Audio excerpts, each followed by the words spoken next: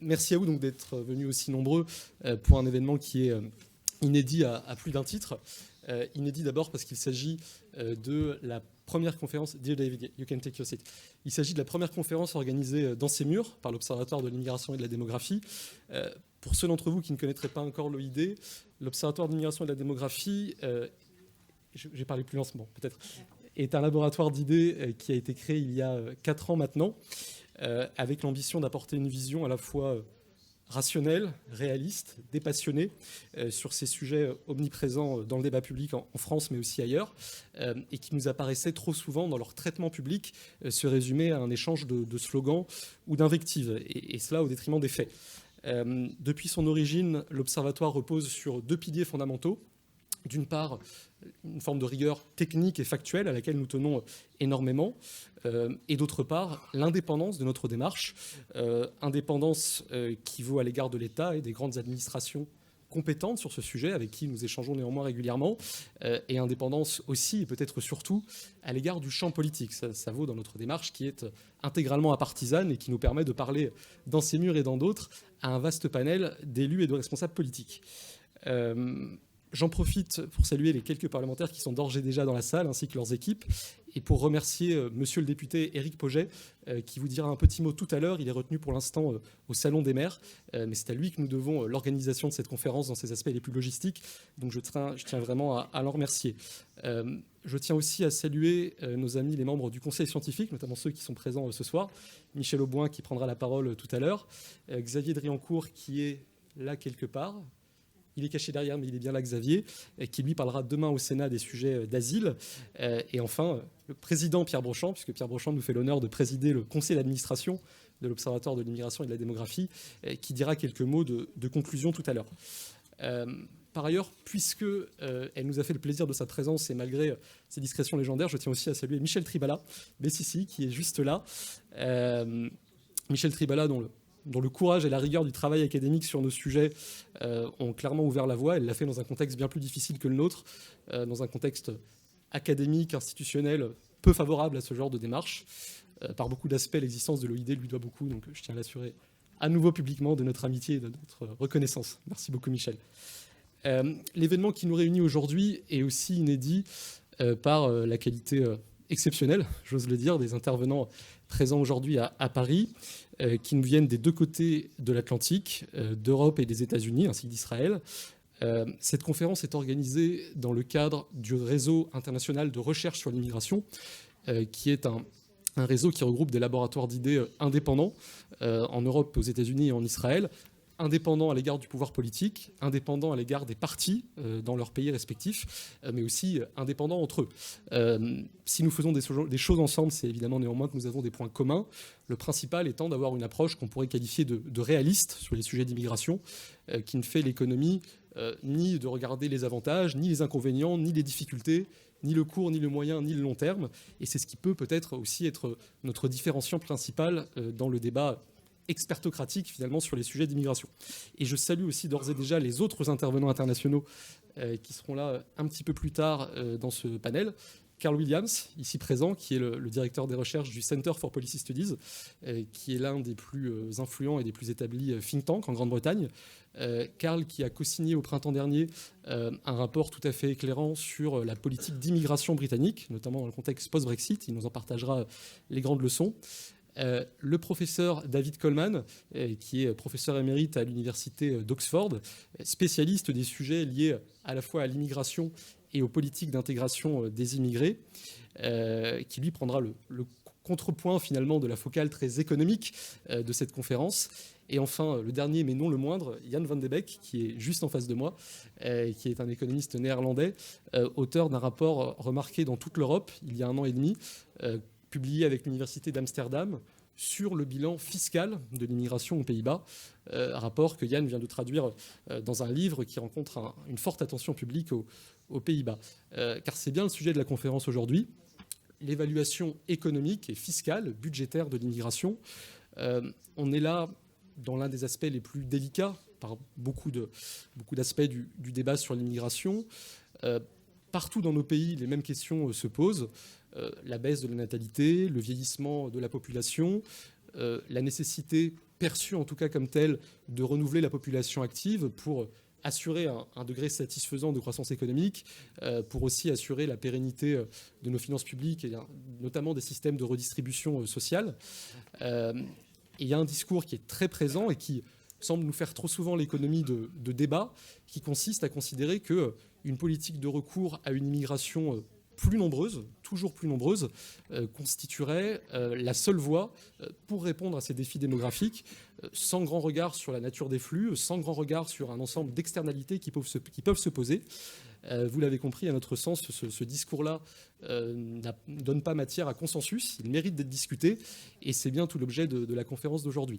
Je vais dès à présent me taire pour laisser la parole à nos premiers panélistes, et je propose qu'on commence par notre ami Marc Krikorian, qui est directeur exécutif du Center for Immigration Studies, qui est l'une des organisations les plus identifiées, les plus établies, les plus influentes aux États-Unis dans le débat sur l'immigration, une des figures de Washington depuis quelques années, voire quelques décennies maintenant. L'idée de ce panel, c'est que nos intervenants vont partager leur approche nationale sur ce sujet. La question de l'immigration, on le sait, a été très présente dans la campagne pour l'élection présidentielle américaine. Je crois que ça rend ça d'autant plus passionnant a priori, et ça va se confirmer. Marc, je vous laisse la parole.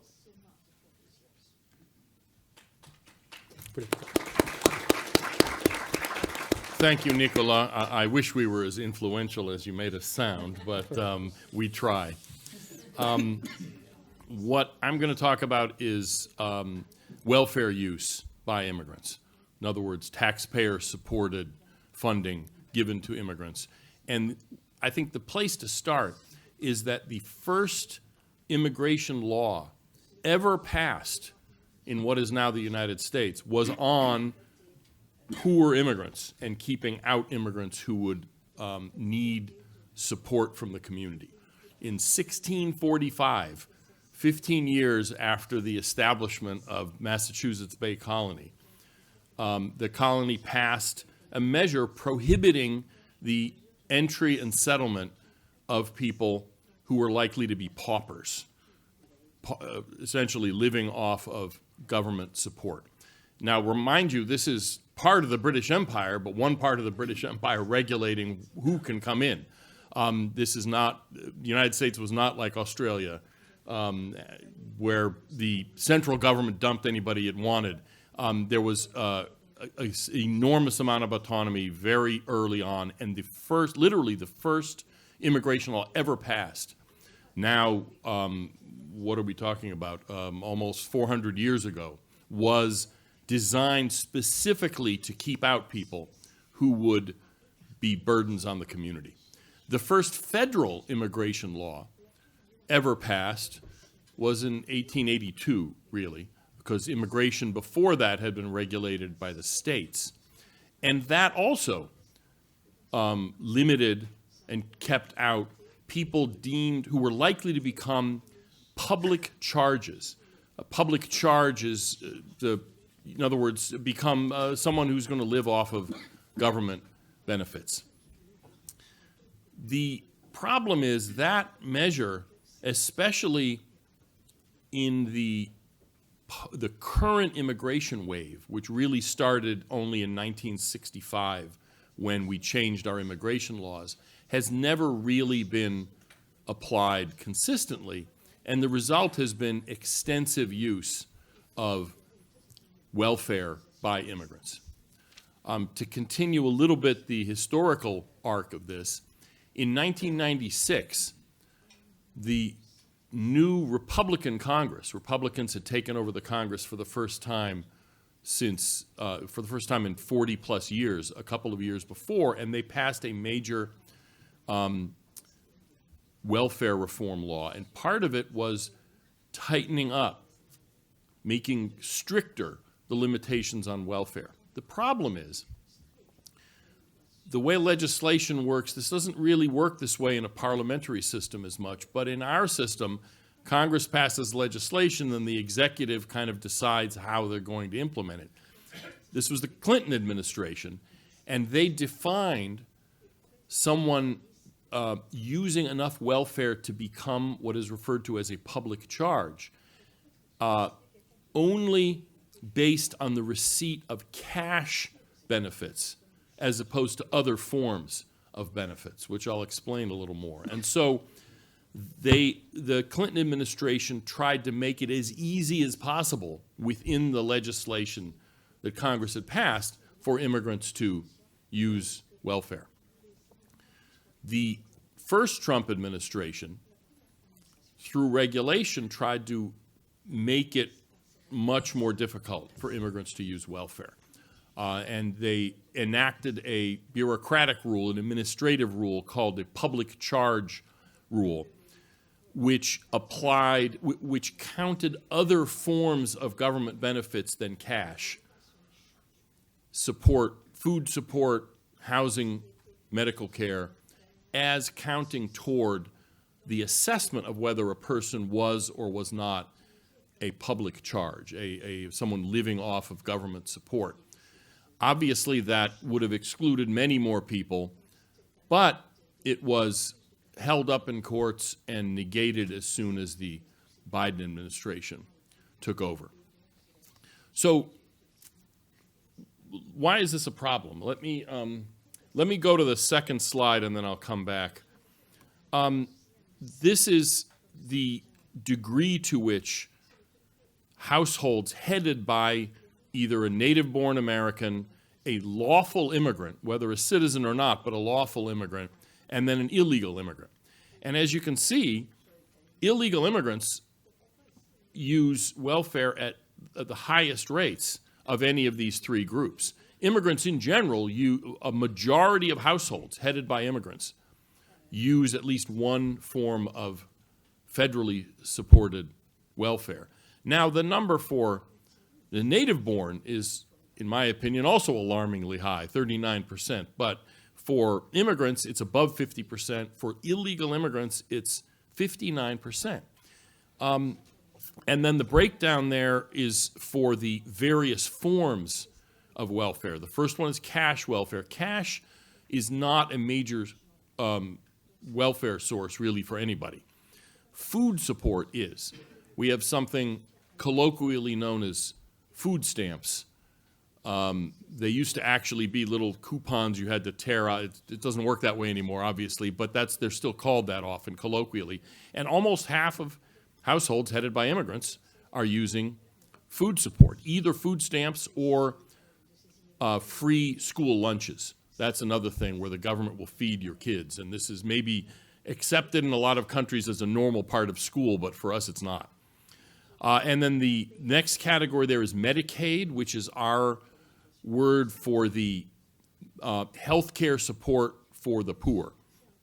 And again, very high rate uses of rate, much higher than the native-born. And the last one is housing. That's not a significant thing. The federal government has no housing estates. There are local and state governments who do that, but the federal form of housing welfare is basically a subsidy for living in regular housing in regular communities. So it's extraordinarily high. And the third slide is, what's clear here is that legal status is only one of the reasons. It's less important than the level of education. Now, this stands to reason, obviously, but it still matters. If you look on the right side, immigrants, and this is, again, anyone who's foreign born, so this is combining legal and illegal immigrants together. Households headed by immigrants with less than a bachelor's degree, less than a 4-year college degree, 2/3 of them use some form of federal government welfare. Interestingly, if you compare the left-hand bar in these two pairings, you see that even the U.S.-born with a bachelor's degree or more, 1/4 of them use some form of welfare, but even there, immigrants with college degrees have a relatively high or higher rate of welfare use than the native-born. So let me go back to the first slide, Nicolas. The reason this happens and the reason illegal immigrants, even though they are statutorily barred from receiving most welfare programs, the reason the numbers are so high is because households headed by illegal immigrants have large numbers of children, almost all of them born in the United States and therefore automatically U.S. citizens under our law. We still have automatic birthright citizenship, which most countries have gotten rid of. And so what that means is the child is not using the food support. The 4-year-old is not going to the grocery store with the food support card and buying groceries. It's the head of household is an illegal immigrant, and his income is supported because the state is feeding his children, in effect, and providing health care for his children. Because our welfare system, if you conceive of the way it's put together, the goal is to support working families who have children. And that's almost a synonym for immigrants, because almost all households, immigrant households, that are collecting welfare also have a worker in them. This is not the case that, now I don't know whether this is true or not in other countries, but the sense that I get, is that in many countries you have families, you'll have an immigrant family head with a whole bunch of children, maybe even a couple of wives, and they're all just living off the government. Nobody's working. In the United States, almost all immigrant-headed households that are receiving welfare are also working. The welfare is a support for them, and they're working and they have kids, and they're actually more likely to have children than native-born households, and illegal immigrant households are more likely than legal immigrant households to have children. So, as I mentioned, in 1996, Congress tried to further limit immigrant access to welfare.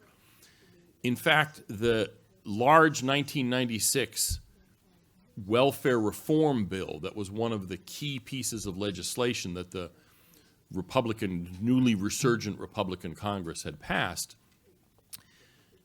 projected that nearly half of the savings, the monetary savings, that were supposed to come from that reform would come from limiting immigrant access to welfare.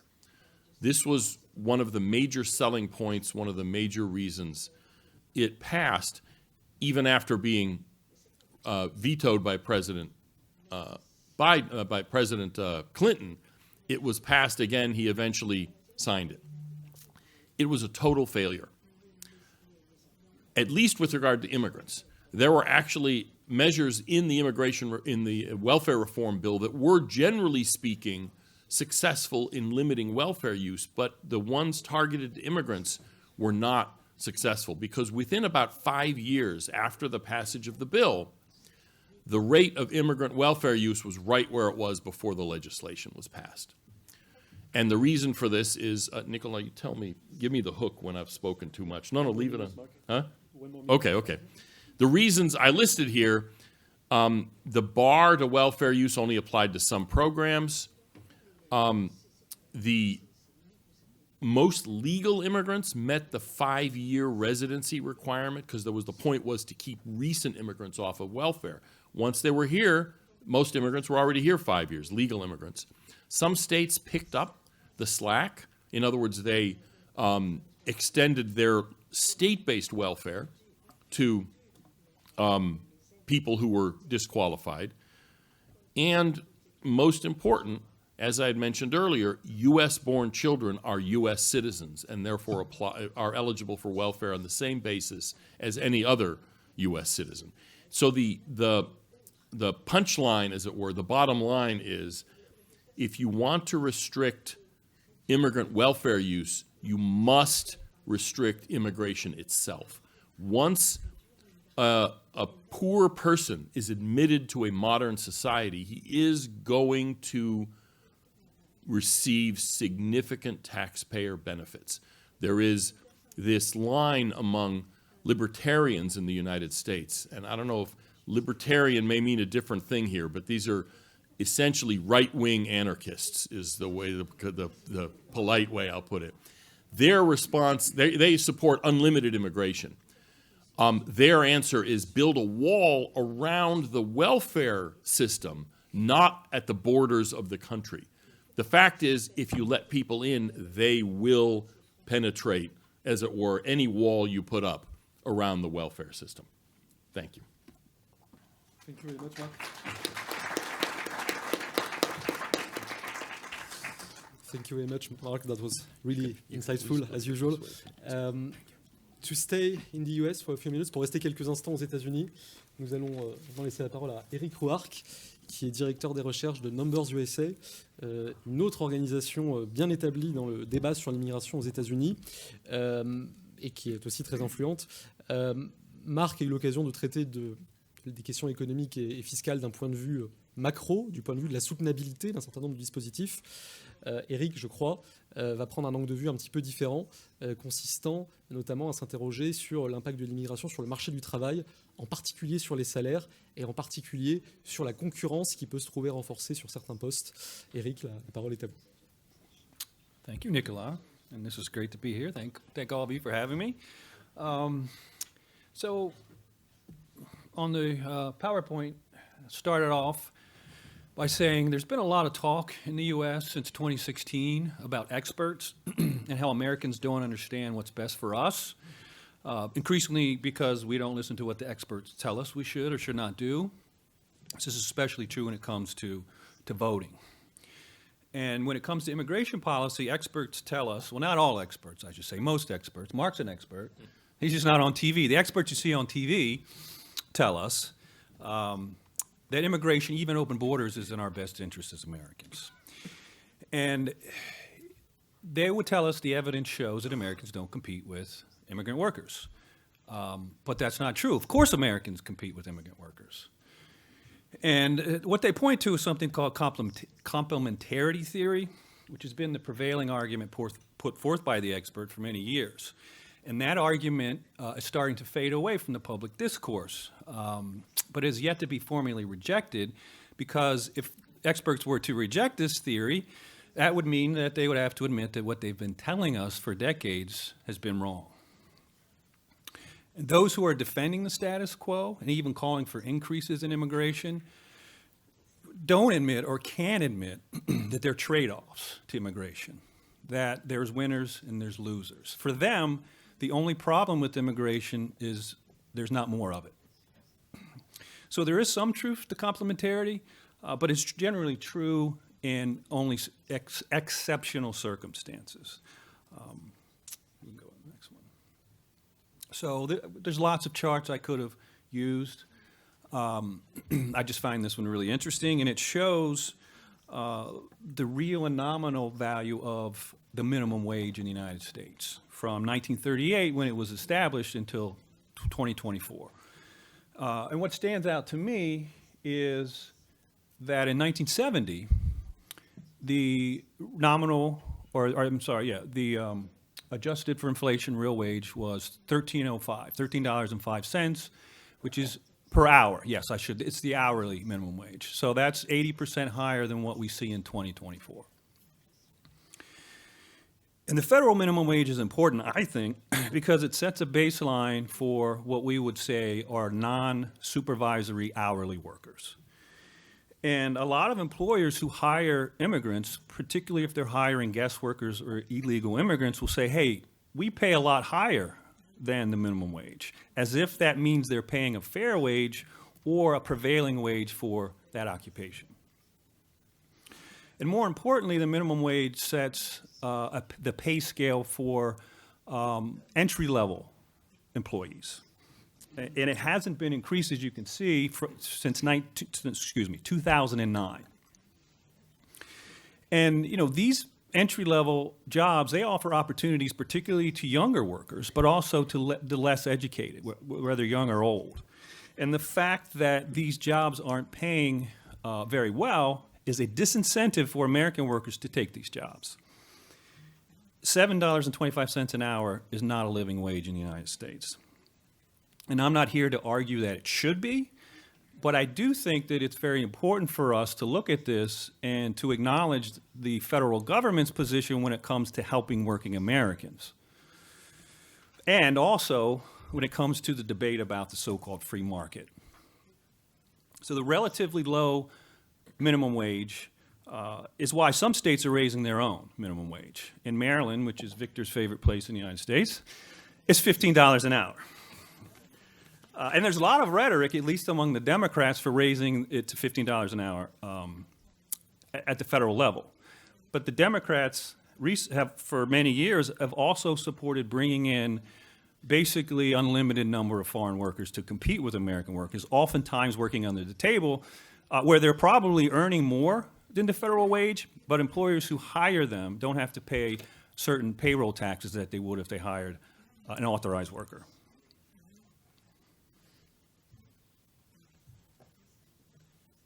So here we see inflation versus the rate of wage growth. And this is just for the year preceding the recent election. And if we see where the red lines are, that's where inflation, the rate of inflation growth was outpacing the rate of wage growth. And the two issues for voters in the 2024 presidential election were the economy and immigration. And these are two issues which are inextricably tied together.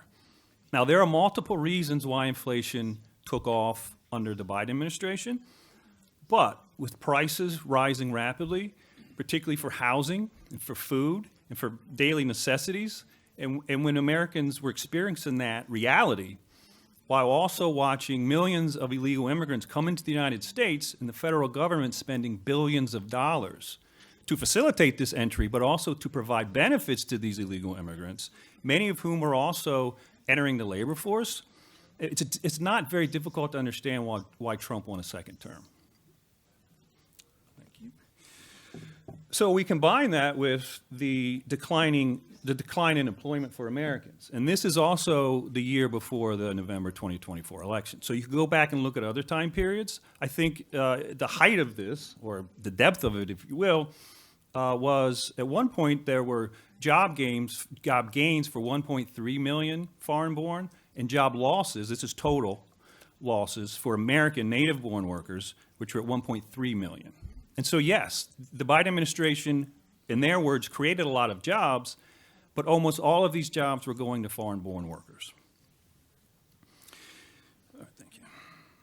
So yes, there are jobs that Americans are reluctant to do, increasingly reluctant to do, because wages and job conditions are unattractive to them. But if we look at the BLS, which is the Bureau of Labor Statistics data, there are only 6 jobs out of 474 occupational classifications which are majority immigrant. And in those 6, and this is 1% of the labor force, these 6 jobs. And in these 6 jobs, Americans are doing 40%, or 40% of the workers in those occupations. So America does not need to import large numbers of immigrant workers. So the shift I talked to earlier in the rhetoric about why we need more immigration is changing. And it's no longer immigrants complement Americans, it's that they're doing jobs Americans are doing, which is great because they're driving down wages, which is keeping consumer prices lower than they would have been if we hadn't had an influx of immigrant workers. And I have a video which is next, and I realized it just 5 minutes ago that it's in English. So, would it play? Well, I don't know if you want to. If everyone would speak English like normal people, that would be much more efficient for the economy. Let's give it a try. The second piece is the immigration, right? The illegal immigrants are working. And this has been a real windfall for a lot of businesses that can employ these people in low-skilled labor. And I think if we hadn't had the influx of all these immigrants coming in who are willing to work, and there are plenty of them, but way below market wages, you would have probably seen more layoffs in some of these lower end, or they sure as heck would have been hiring and growing their businesses. So that's been a supply side positive. Like of all the bad things about letting illegal immigrants in and not processing them, the one positive is that it's added to the labor force at the low end in a way that has actually helped the economy. And it's really hard to measure, but we see the data.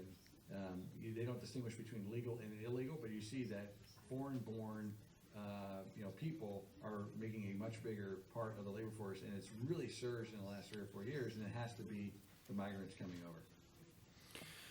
So the takeaway from there is that immigrants, and he said it doesn't matter whether they're legal or illegal, but he mentioned a whole lot of them were coming in illegally over the past 3 or 4 years, are willing to work for way below market value. He is the chief investment officer for Morgan Stanley. He thinks this is great. A lot of American workers don't think this is great. And they voted for someone who has promised to stop the inflow and to raise their wages. And I think that the argument that we're seeing now is better for us because at least they're being honest by saying this was the objective all along.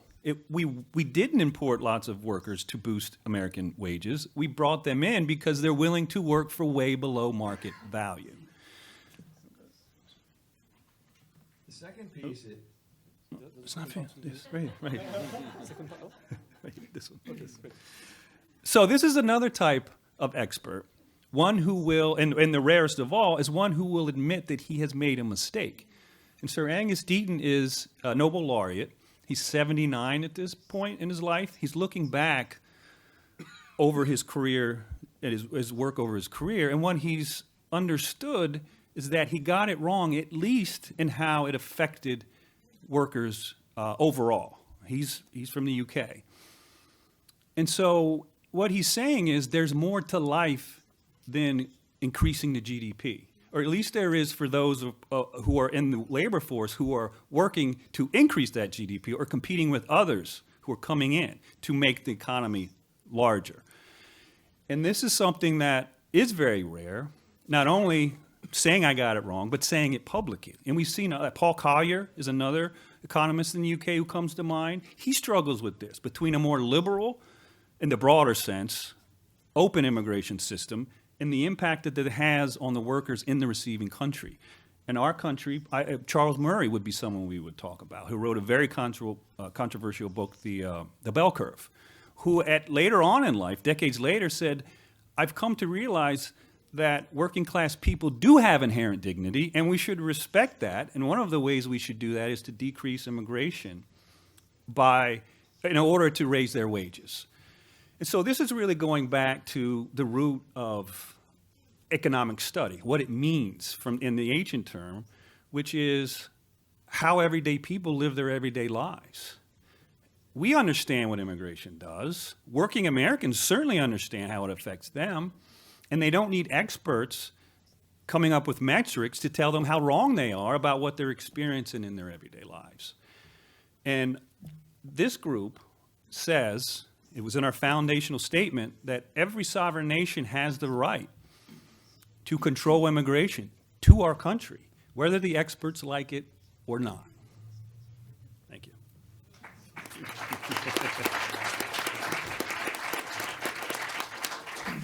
Il aurait été dommage de ne pas utiliser ce morceau de langue française. Merci beaucoup, Eric.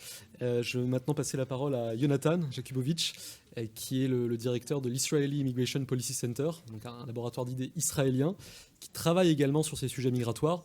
Yonatan a également travaillé au ministère de l'Intérieur d'Israël sur ces questions, et il va nous partager la perspective forcément singulière de son pays sur ce thème. Yonatan, c'est à vous.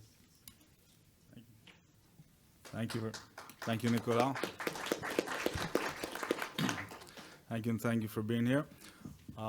If I have to take, as I'll explain, Israel's immigration policy is probably very different than most other countries, but if I had to take a lesson that could be relevant in my eyes to all countries, I think then we should say it's not about immigration, yes or no, it's more about who we take in, how many we take in, and no more than necessary. Just to give a very short background on Israel's immigration policy, Israel's legal immigration policy is based mostly on the law of return, which says that Jewish people and their children and grandchildren and spouses can come to Israel. This is almost a constitutional law in Israel. And legally there's also family reunification, which means that also non-Jewish citizens can bring spouses. So if we're talking about the Arab minority, then there's a substantial immigration through family reunification. But the majority of legal immigration to Israel is through the law of return. So Israel doesn't really get to choose what migrants it takes in because of that semi-constitutional law. So we get all sorts of immigrants. If we're talking about one of the biggest groups are immigrants that came from the former Soviet Union. I would even say that that's one of the largest and per capita and most successful in absorption immigrations in the 20th century. Beginning of the 90s, Israel absorbed over 700,000 immigrants in a decade out of a population of around 4 million people, 4.5 million people. So that's a very large influx compared to capita. But we have to say that we were very lucky that a large portion of these immigrants who came in were highly educated, even higher educated than the Israeli-born population. On the other hand, we have also immigration from a country like Ethiopia, which is a third world country, and in beginning stages, both populations, even the influx from the former Soviet Union, Israel had to invest a lot of financial because Israel doesn't only give them citizenship automatically, but they also give them support with housing, active support, higher than they get. They not only get access to the regular welfare programs that all citizens get, but they get like extra investment and stipend. And the absorption of the Jews from Ethiopia was a little more difficult, and we had to put in more money. But I'll have to say that while Israel has is one of the countries with the highest percentage of foreign-born citizens or parents who were foreign-born, we used to be the highest. Luxembourg just passed us, and a lot of European countries are speeding ahead also, but we're still the second highest. And definitely if we're talking about foreign parents who are foreign-born, because the majority of immigrants coming into European countries are newcomers in the past decade or so, and the pace is going higher. So even though, so we're talking about a substantial number, and even today the inflow of immigration is pretty high per capita. So even though we're talking about such a high percentage of immigrants, on many in many aspects, it's actually considered a very successful integration. The average immigrants have a higher education than Israeli-born, so they don't. Maybe they take higher paying jobs, but not less paying jobs. We also see that over the time, immigrants say that they're that they feel very connected to Israel, that they're happy to be Israeli. We see among second-generation migrants that their SAT scores are a little higher than Israelis, and also the average employment rate among immigrants is a little higher than Israeli-born people, citizens. And not only that, if we're talking about the immigrants from former Soviet Union, then also we see that they say that they have after 2 decades, they have Israeli friends.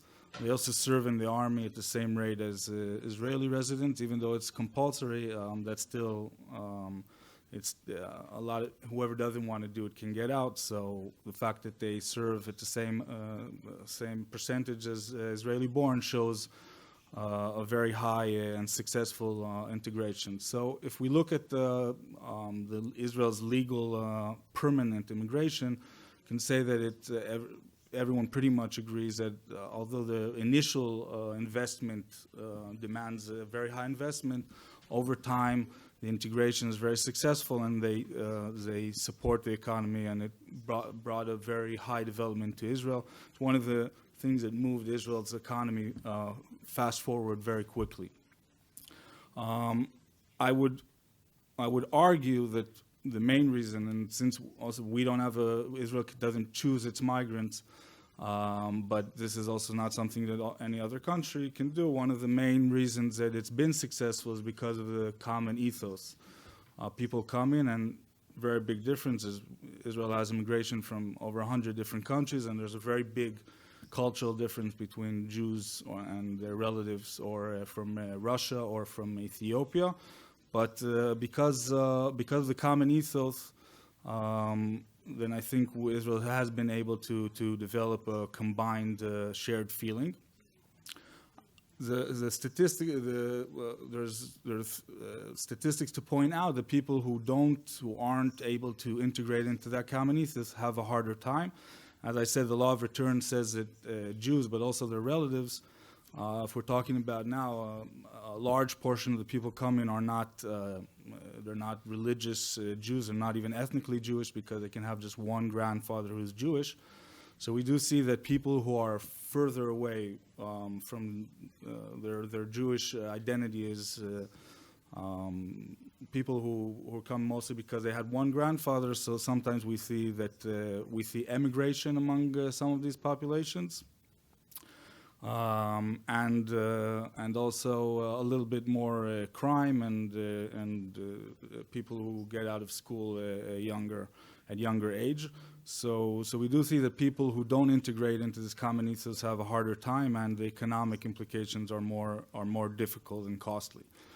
I will also say that even people who don't come over through the law of return, when we're talking about small numbers, and I'll get to that in a minute, then people at small numbers we can there has been some good absorption and integration.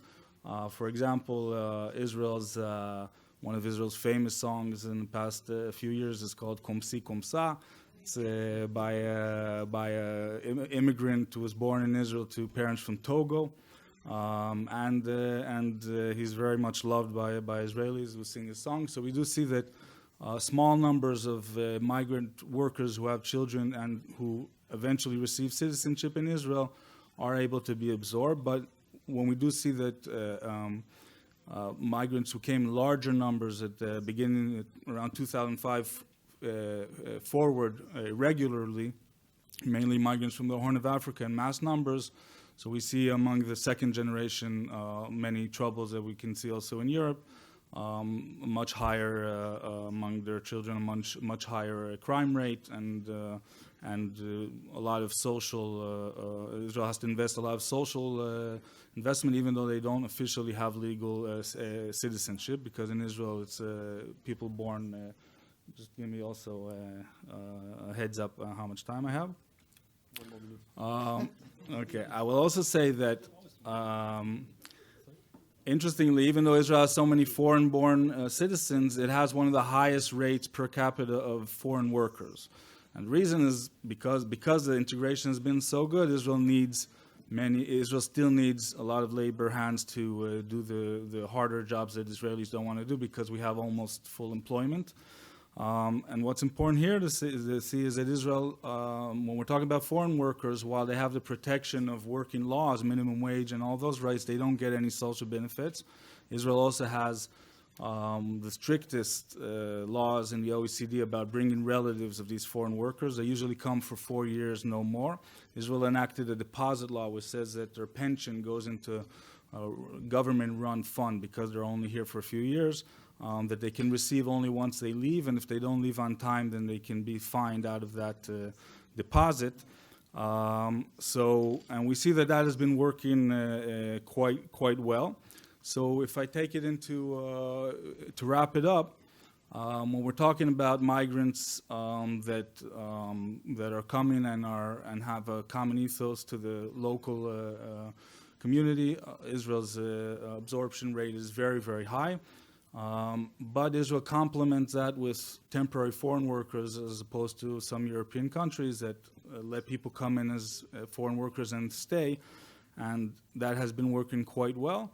I will say just then that it's not perfect, and in the past 2 decades, more and more are starting to stay, and it's a little working. I'd even say that while many countries are moving more to the conservative side on immigration, Israel is actually going the other direction and opening up to different kinds of immigration, which is what we're working on. So I would say that if there's anything to learn, and that's what we say to the Israeli population also, is that it really depends who you're bringing in, how many, and how fast you can integrate them. And if not, foreign workers is also a win-win situation where they can come, work for a few years, and go back to their countries. And in Israel, it has worked for the last almost 40 years quite well. And I think other countries can learn from that too.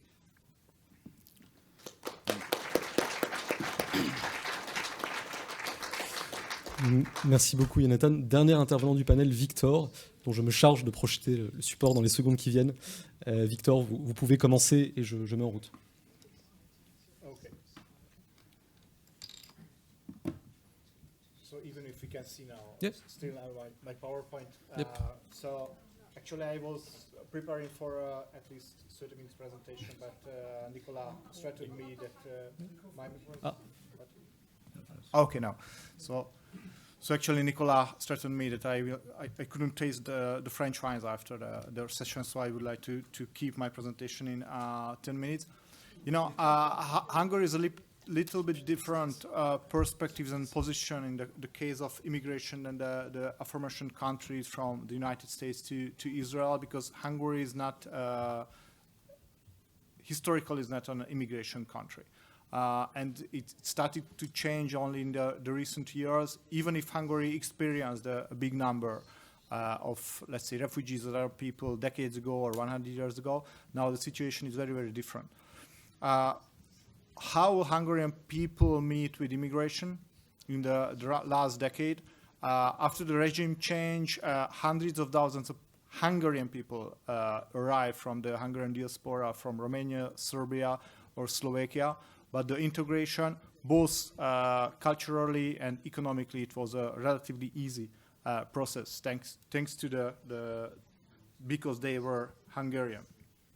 But what changed in the last years is that Hungary is facing both employment challenges and, of course, the increasing number of irregular migration. What happened in the last, let's see, 14 years was a complex answer from the government, which is very, very unique because governments regularly don't follow complex solutions or methods, but at this time, at least, it happens. And to find answer for the demographic, economic, and other challenges of Hungary, the government followed a relatively deep transformation of the society. And instead of importing migrants to the economy, according to mainstream scholars that we could hear previously, they started to find alternative solutions for the increasing employment and to activate the human resources of the country. The problem was, in general, that thanks to the socialist heritage, the Hungarian state had a very generous welfare system, which led to a high dependency. So by 2010, you know, the Hungarian population was 10 million in 2010, and only 3.5 million people worked in the country. So actually, 3.5 million people were responsible for the other 6.5 million people, and definitely it was an unsustainable system which needed some revision. It's very important to underline, ladies and gentlemen, it's never easy, you know. So it was definitely a carrot and stick policy. So, and what was the parts of the carrot and what was the stick in the system? So there was a huge efforts from the government to create new jobs. Sometimes it's strong state subsidiary for the different companies. The other tool was, you know, the socialist labor market was relatively strict and unflexible. Okay, so the government opened the position for flexible time job and part-time job, which was more or less unknown previously for the society. But what was the part of the stick was a more conditional aid policy for and a social welfare policy for the different people. For example, people could and can get unemployment benefits and other social benefits only if their children has a good school attendance. Because, now there is the second or third generation people who lose their job after the collapse of socialism. I forgot to mention that among these 10 million people, 1 million jobs ceased to exist after the collapse of socialism. During socialism, it was a very special system, and there was full employment officially, which means that after when Hungary returned to capitalism, it revealed, of course, there's no need for so many labor force. So actually 1 million jobs ceased to exist, and only 500,000 of new jobs were created. So hundreds of thousands of people fell out from the labor market. And I think it's a key term, and it was partly mentioned also, Mark and Eric, that the problem was not unemployment in Hungary. The problem was that almost 1 million people fell out from the labor market. They left the labor market and they didn't make effort to find any job. So actually the government declared the program of an employment-based society instead of social benefit-based society. And in the last 14 years, they reached significant results. So the employment rose from 3.5 million to 4.6 million people. So they add 1.1 million people for the labor market in the last 14 years. And, employment rate between age 16 and 64 increased from 57% to 76% in the society. So it was a big proof that not all immigration can solve the problem.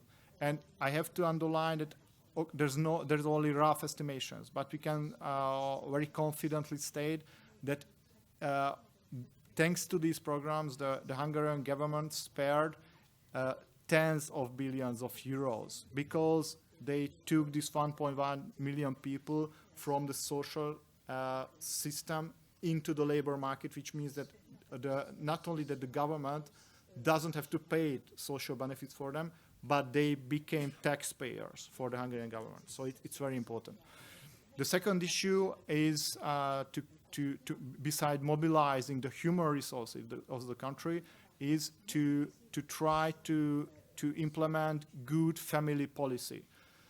Total fertility rate, because it's very nice to mobilize human resources of the country, but there will be nobody to be mobilized in the next 50 years if the low fertility rate remains.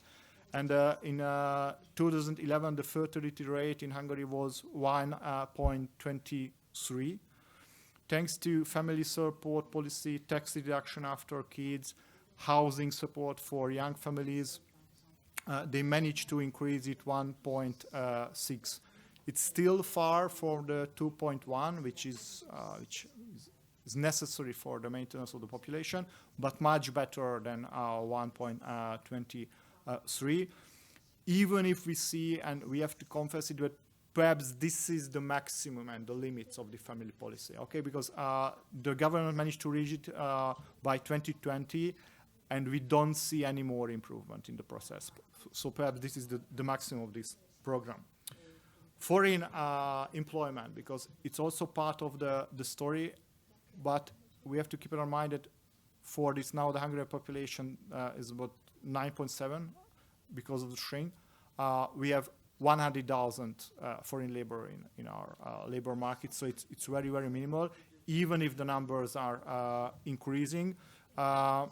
Thanks to the economic boom between 2010 and 2020, previously foreign employees were mainly employed in the high-tech industry with huge added value, but thanks to the huge economic boom because more and more Hungarian is changing mind to whether they are ready to do the 3D jobs, dirty, difficult, dangerous, we can see an increasing number of foreigners who are coming and are employed in these sectors, which also, and we now see some symptoms, what Mark and Eric mentioned in the case of the United States. The foreign employment is still too selective, and in regional dimension it's not too competitive. And there is an interesting phenomenon because Hungary is also the part of the Schengen zone, and it accepted a new regulation for foreign labor force. But actually the case is, and the Hungarian police officers and immigration officers are complaining that we are making the visa procedures actually for German, Austrian, and French companies, because the wages in Hungary is much lower than, of course, in Western Europe. Why sometimes getting the work permit seems much easier. So it's a regular phenomenon that people applying visa for Hungary, they do it, spending 2-3 months in the country and then left. And because the company gets a huge penalty if it loses the foreign labor, they never report it for the authorities. And of course, other countries in the West are happy for the arrivals of or the companies for new people. So it's remain mainly unreported. Irregular immigration, it costs Hungary a lot. So Hungary was the first country which erected a long physical barrier towards in its southern border because it was a Schengen border. So it was not just the idea of the government to protect the border, it's compulsory and it's a commitment according to the Schengen Codex and the Lisbon Treaty. It costed Hungary for 2 billion euros, just the fence, not to mention the human manpower and other capacities which are permanently in the Serbian-Hungarian border. And actually the protection of the border is still there, even if the number of arrivals dropped. 2 years ago, it was more than 270,000 people who tried to cross the border. Now it declined to some tens of thousands because of the close Serbian-Hungarian police cooperation. But we can experience that there are new routes in the Western Balkan from Serbia to Bosnia-Herzegovina, Croatia, and Slovenia, and across Bulgaria, Romania, and to Hungary. The other important part of the cost of irregular migration is the Ukrainian refugee crisis, which is, of course, a different phenomenon, but it demonstrates also a huge burden for the Hungarian society. There are very different estimations. Officially, there are 60,000 Ukrainian refugees in the country. Unofficially, there are somewhere between 100 and 200,000, so 1 or 2% of the population. It's very hard to determine because we can observe now a commuting of people between Hungary and Ukraine, so they don't apply for official temporary protection because they can't leave the country and come back. If they go back to Ukraine, they lose the social benefits. But it's very visible that many Ukrainians spend 2-3 months in Hungary working officially or unofficially, go back home, checking whether the house, the family is still okay, and then coming back to the country. And according to rough estimation, it's also cost for Hungary annually between 100 and 300 million euros. And I feel that Nicola told that I should stop now. So I try to demonstrate the different columns of the Hungarian policy which try to reduce immigration or try to give alternative answers for the demography and labor market challenges of the country. Of course, there's no silver bullet, and it's not possible to solve the case only with family policy or the mobilization of human resources of the country, but it can significantly reduce the necessity of foreign laborers in the country. Thank you very much.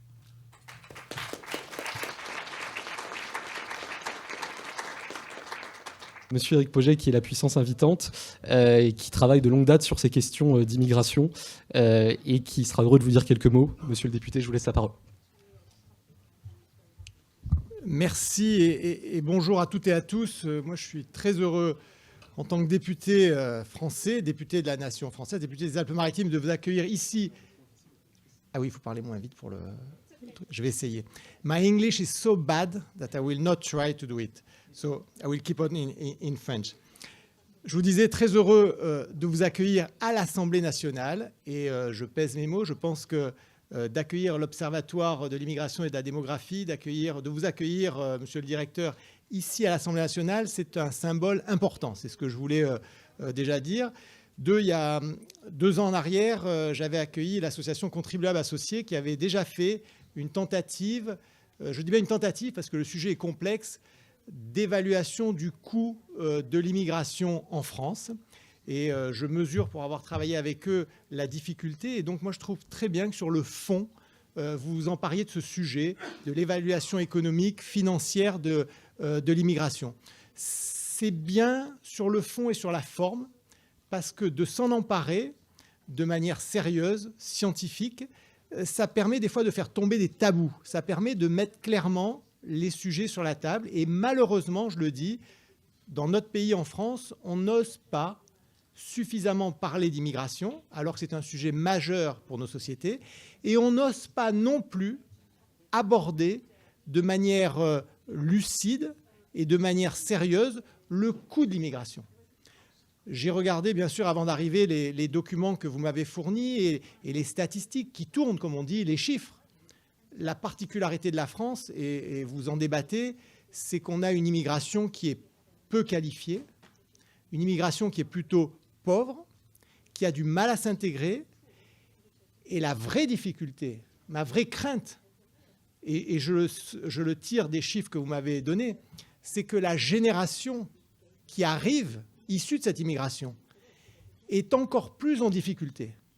Et donc ça doit nous interpeller. Et si on ne veut pas qu'un jour, les extrêmes, au sens large, s'emparent des valeurs de la République, on doit faire le travail que vous faites et on doit vous accueillir dans un Parlement et dans des parlements pour aborder de manière sérieuse ces sujets. Moi, j'ai beaucoup travaillé avec l'ambassade du Canada dans ma fonction de parlementaire, notamment il y a 2 ans en arrière quand on préparait le texte Asile-Immigration. Je suis allé m'inspirer un petit peu de ce qui se faisait au Canada. Je vois qu'aujourd'hui, le Canada revient un peu en arrière. Mais il y a un point intéressant qui est en lien direct avec le sujet que vous abordez aujourd'hui, c'est que le Canada a bâti son développement sur de l'immigration contrôlée, choisie, maîtrisée. C'est-à-dire que quand vous voulez immigrer au Canada, on vous demande quel est votre niveau de qualification, on vous demande si vous avez les moyens de vous implanter, de vous intégrer, et les Canadiens se posent la question en sens inverse, est-ce que j'ai besoin de telle personne, de telle qualification pour mon économie? Et je trouve que cette démarche-là, pour une grande démocratie qu'est le Canada, un pays qui s'est bâti sur l'immigration, devrait nous inspirer. On ne peut pas transposer le modèle à notre pays, mais en tout cas, on devrait s'en inspirer. Et donc, pour conclure, je ne veux pas être plus long, parce que moi, je veux aussi écouter les débats qui vont avoir lieu avec les différents intervenants de grande qualité. Vous dire que ce que vous faites est extrêmement important.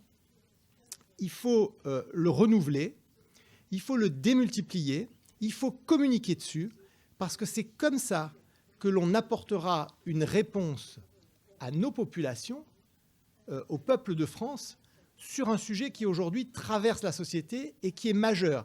Et quand je dis majeur en France, majeur dans nos pays occidentaux, parce que vous le savez, vous êtes des spécialistes du sujet, si on ne s'accapare pas ces thèmes, la démographie mondiale fait qu'il y aura dans les décennies qui arrivent un bouleversement par rapport à ce qu'on a connu. Et donc, ou bien on anticipe ces bouleversements, ou bien on les accompagne, ou bien on se donne des capacités de répondre, ou alors on le subit. Moi, je fais partie d'une génération de politiques qui n'aime pas subir. Et donc, de vous écouter, d'analyser vos travaux, c'est un moyen de nourrir la réflexion modeste du député que je suis, et derrière, j'espère, de nombreux parlementaires, parce que le but de vos travaux, c'est qu'ils soient publiés et c'est qu'ils soient diffusés. Merci à vous toutes et à vous tous.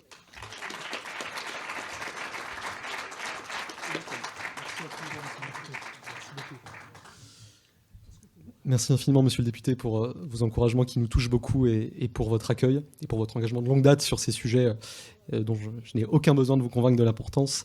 Je vais maintenant céder la parole à Carl Williams, qui nous arrive de Londres. Carl, qui est directeur du Center for Policy Studies, qui est donc l'un des plus importants think tanks britanniques, qui a publié il y a quelques mois un rapport sur la politique d'immigration au Royaume-Uni, dans le contexte particulier de la Grande-Bretagne post-Brexit. Je n'en dis pas plus. Carl, c'est à vous. Just give me a sign when you want to switch to another slide. I'll be doing it. Sure. Okay. Right. All right. I'd like to start by saying thank you to the International Network for Immigration Research, and particularly to Nicola and the OID for hosting this conference.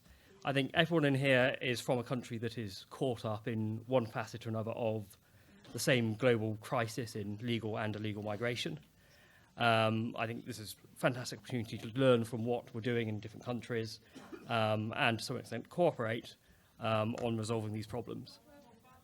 Now, I'm mostly going to focus on legal rather than illegal migration today and the fiscal and economic impacts in the UK.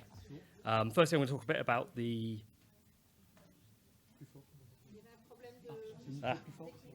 Ok. Ok. Est-ce que ça va? Yeah. Continue? Great. There we go. So, again, thank you for putting on this conference. I think we're all facing similar problems. A recent OECD report that came out just a few days ago pointed out that net migration to OECD countries in 2022 to 2023 was about 6.5 million people. About 12% of that was to the UK. This has had major ramifications to the politics of the UK, and I'm going to talk about that a little bit, but mainly I want to talk about the data and what we can tell about the fiscal and economic impact of immigration. Secondly, to look at what we can provisionally learn from that, and I'm going to be talking through some of the details from this report. And then if I have the time, I'm going to talk about what might be the next steps for this part of the debate. So the UK policy background, it's both very depressing at the moment for reasons you'll see, and also quite exciting, because there is a sense over the last perhaps 18 months or 2 years that the dial is beginning to shift. That intellectually migration restrictionists are starting to win the debate. This, I think, shows part of the reason why. The absolutely incredible numbers and the sheer scale of this has made people sit and pay attention. 68% of the public now say immigration has been too high over the last decade, compared to just 4% too low, and politicians are catching up.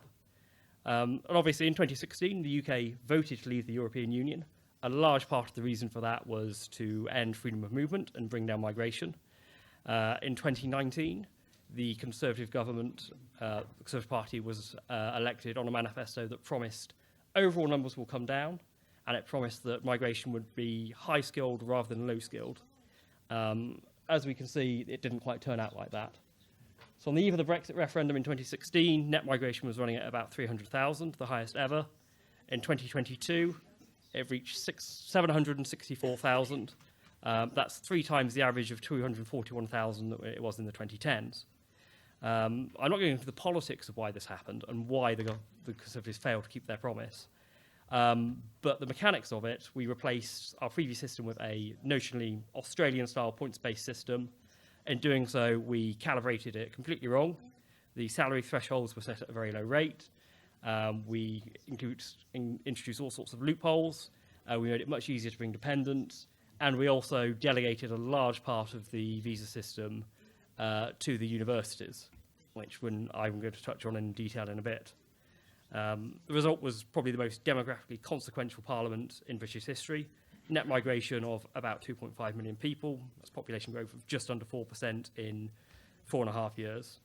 And the crucial thing here is the changing composition of migration. And one of the things we want to do with this report is move away from immigration, good or bad, that sort of false dichotomy. Is talk about who's coming here, under what conditions, how long for, where from. And the composition of migration has decisively shifted since 2020, when we finally left the EU.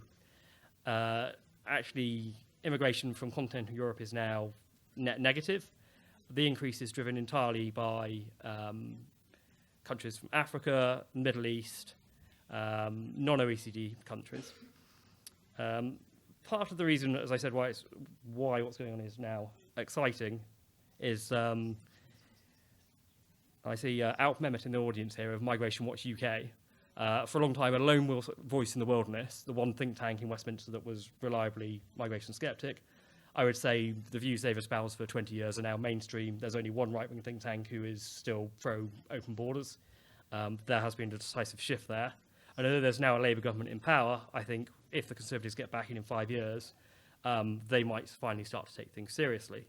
And generationally, the younger MPs, the younger researchers, the younger people in politics are much more clued into this. So I think despite the sort of disasters we've seen in the last few years, there is hope here. So I just want to say a word about data before I get up onto talking through some of these graphs. The UK's had a real problem for many years that even just the basics of knowing who's entering and exiting the country, what is the stock of migrants in the country, has been a big unknown. This is because the Blair government abolished exit checks in the late 1990s. Then we relied on what was called the International Passenger Survey. So this is literally people with clipboards in airports trying to calculate the level of migration. It was a system designed for tourism, not migration. Other survey-based systems like the Labour Force Survey famously massively underestimated the number of European migrants in the country. We are finally moving to an administrative-based system, admin-based data, so looking at national insurance numbers, contact with the house service, contacts with different parts of the state. And I think we will be in the point in a year or two time when we actually have really reliable numbers on just who is in the country, at least for legal migration. However, we are still some years away from the really important stuff around, say, migrant earnings, migrant costs to the state, to the taxpayer, around crime stats by nationality or country of birth. And when putting together this report, we had to fight tooth and nail with government departments to try and get data out for them. Freedom of information requests, written parliamentary questions, spoken parliamentary questions. The advantage was that in doing this, the Centre for Policy Studies was working with two MPs who could sort of leverage their influence to try and get this stuff. And one thing we realised is that the British state does hold most of the data you need to do what is the holy grail of migration policy, a sort of life cycle study of the cost of migration in the style of Dr. Van der Beek here, who is hugely admired in policy circles on migration in the UK. So the data is probably there, it's just fragmented, it's in different databases, it hasn't been streamed together, but again, I'm hopeful that in a few years' time we'll be able to reproduce that sort of analysis. So, when looking at this report, we were sort of addressing three sort of common pro-migration talking points. The first is that migration is great for growth. The second is, even if it's not great for growth, it's necessary to offset an aging population and prop up failing public services. Or failing that, it was simply uncontrollable area of globalization. We had to live with it. And if you look at the economic case for migration, the graph here, we see that the era of mass migration has coincided with a historic collapse in GDP per capita growth rates. Underlying this is a collapse in productivity growth, which has averaged just 0.7% since the financial crisis. If economic historians Nick Crafts and Terence Mills have pointed out that this is the lowest sustained period of productivity growth in Britain since the onset of the Industrial Revolution 250 years ago. Now, migration is certainly not the sole or even the biggest cause of this, but it's undoubtedly part of the picture for two main reasons. Firstly, it's been used as an excuse not to address Britain's other problems. We have very high energy costs because of our energy policy. We have a very restrictive planning system. Both of these have negative effects on growth. But because we've been able to import large numbers of low-skilled migrants, we've been able to paper that over for several years and pump up headline GDP numbers whilst not doing much for living standards. I'm talking quite abstract phrase about GDP per capita and so on, but what that means at the end of the day is the wages in people's pockets, the quality of people's life. So there's that sort of, it's allowed politicians to continue to be short-termists and not address the problems. But also, it does distort incentives to invest. There's plenty of economic studies on this, particularly in the American context, but I think they apply in Britain too. In particular, liberalisation of free movement with Eastern Europe was a labour market shock. We have seen some industries that not just stalled in productivity growth, but have actually gone backwards. Famously, there's the de-automisation of car washes. So now it's all hand car washes again, as it was 60 years ago, rather than the machine car washes. We see that in the garment industry. So there's a clear problem there. But there's also the broader problem of the dilution of the capital stock. So a migrant, they might bring skills, but they can't bring a mile of road, they can't bring a school, they can't bring a GP surgery, they can't bring an industrial machine tool. So if we're growing the population through migration faster than we're increasing the capital stock, the assets the country has, that is going to be a drag on productivity, on GDP per capita. But I think this is perhaps nowhere, well, actually before I get onto that, I would like to say the next slide, just to back up this thesis. This is the components of growth in Britain over the past 40 years. And as you can see on the light blue, the contribution of labour to growth rates has gone from around 20 to 30% to around 70 or 80%. The contribution of capital has dwindled, and even total factor productivity, so organisation, ideas, processes, creativity, has fallen. So we are becoming an economy that is dependent on ever higher levels of migration. We have backed ourselves into a trap or a feedback loop that is going to be very hard to escape. One of the most impactful places or impactful areas for capital dilution is housing and Britain's housing crisis. So if we look at the next slide, we calculated using sort of the government's own algorithms that over the 10 years from 2013 to 2023, we built almost enough houses to keep pace with population growth from people who are already in the country. So 2.1 million homes, 150,000 short, not too bad. But to meet the demand stemming from migration, we'd have had to build another 1.19 million homes. So the housing deficit that's widened even further over the last decade, 89% of that is down to migration. So again, this is the intersection of migration with some of Britain's other long-running economic problems. And this is particularly concentrated in areas like London and the South East. About 30% of migrants go to that part of the country. So it's felt in some areas much more than others. And if we go on to the next slide and we look at the social housing, and you can see here London in the heat map, that's because 48% of social housing, so publicly owned housing in London, is occupied by people who were not born in the UK. This is some of the most valuable land in the country, and in fact in the world, given London's sort of economic dynamism and its status as a financial hub. It is a huge opportunity cost. This is land that could be occupied by productive migrants or productive British graduates. Of course, the housing crisis then has effects downstream, which then reinforce migration. So fewer young people getting on the housing ladder, families start later, fewer children. Therefore, the calls for, well, we need migrants to expand the workforce and support an ageing population. So again, we see a sort of self-reinforcing feedback loop. And the other chart on here just shows, once you drill down into sort of what groups of migrants are contributing and not contributing, the disparity is very stark. So 74% of Somalis in the UK live in social housing. That's compared to 5% of migrants from New Zealand or Australia. As you might generally expect, Western European countries, Anglosphere countries, economically tend to perform well. Middle East, North Africa, so on, as we see from studies in the Netherlands and Denmark, are more of a drag on growth and on the public finances. So if we move on to the next slide, and this is our attempt to match up two sets of data on earnings by nationality? Yes, by nationality. One from Treasury data that's real time, one from survey-based data. There's a decent correlation. As again, you can see a huge variation in outcome. So if you're a migrant in the UK and you come from Spain, you're going to be earning about 35% more than someone who's come from Bangladesh or Pakistan, but around about 40% less than a migrant who's come from France or Canada, for example. And a lot of this reflects working patterns. So if you're from Middle East, North Africa or Turkey, that migrant is twice as likely to be economically inactive. So not just unemployed, but not even looking for work, as someone who's who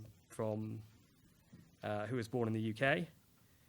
And obviously there's also particularly interesting sort of gender divides there. So amongst women in, say, Bangladeshi communities, there's very high rates of economic inactivity relative to people born in Britain or migrants from other communities.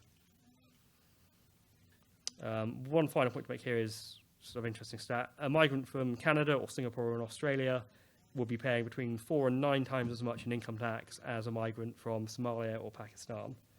I should point out this isn't all legal migration, because some of the migrants here will be people who have come in as asylum seekers and been granted asylum. Nevertheless, the general trend is quite clear. And then next, final graph just on migrant earnings. So here, the Home Office, again, didn't want to give us data on what salaries people were on when they were offered work visas to come to the UK. So we had to come up with a proxy for that, which was to take the occupation codes associated with each visa and cross-reference that with the median salary of that occupation from separate data. And basically what this graph shows is that 68% of working visas go to people who are likely on salaries below the UK median salary, so just straight away bringing down the average. Something like 76% are below even the UK mean salary for a full-time worker. So perhaps only a quarter of just the working part of the visa system is contributing above the existing UK average to the well-being of the public finances. So there's a lot of rhetoric about migration being great for growth, great for public finances. And in theory, it could be if we changed the rules and we changed the mix and we just focused on the people at the top of the distribution. But in the fact, at the moment, we have a very lax system which allows in a very broad range of workers. And one of the quirks of the system, I don't have a graph here on it today, unfortunately, is that having opened things up to dependents, we were getting, there are examples of one person coming in on a visa to do social care on a salary threshold of 20,000, bringing with them between 4 and 9 dependents. And these were both children and adults they were looking after. I mean, this is how mad the system got in the last few years. And we have started to close these holes now. But as we saw from the graph earlier on, the overall numbers have been absolutely staggering. One bit I'd like to focus on the next slide is student migration. 2 minutes. Okay, I will zoom through the student migration. I think this is interesting to people because I think it is a dynamic maybe unique to the UK, but I'm not sure. So student migration has gone from 250k to about 400,000 now. This is mostly driven by migrants from countries like Nigeria, Pakistan, and India. They are mostly not coming to study if you look at the incentive systems they face. They are usually doing 1 year's master's courses at low-ranking universities with satellite campuses in London. If we go to the next slide, we can see which universities experience the growth. And they're either universities based in London or they've set up a secondary campus there, all in the last 15 years, incidentally, or virtually all. And with the graduate visa route, this is a visa thing that allows, if you come in as a student and complete your course, you're allowed to stay for 2 years afterwards, find a job, no salary threshold. Actually, because of our low levels of labour market regulation, people come in, they go straight on to wages in the gig economy, typically. We call it a Deliveroo visa. And then after that, they tend to either disappear into the grey economy or they then go and take a low-paid job. In fact, what we've seen in the last year is 5,000 students came to the country and in their first year of studies claimed asylum. So 1 in 80 international students just came here straight away, claimed asylum. This is partly because effectively the award of student visas has been delegated to the universities. So the only constraint on how many students are coming in is how fast the universities can expand. I wanted to mention this in particular because I think it illustrates how so much of the UK migration policy space is tied up with fixing broader structural issues around higher education, around energy, around our planning system. And it's always a bit chicken and egg. But I think as we get more data and as the costs of migration become more apparent, it is going to provide the incentive both to fix the migration system, but also a lever to fix some of Britain's other problems. And I think I'm running out of time, so I will end there. Okay? Thank you.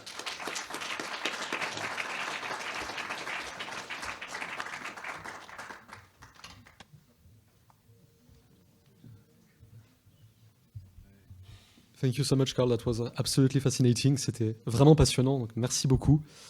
Merci beaucoup. Dans son très riche propos, Carl a eu l'occasion de mentionner les travaux du professeur Jan van de Beek, ici présent, et de dire à quel point ils avaient, et ils marquent toujours un moment important dans le débat sur les impacts économiques et budgétaires de l'immigration en Europe.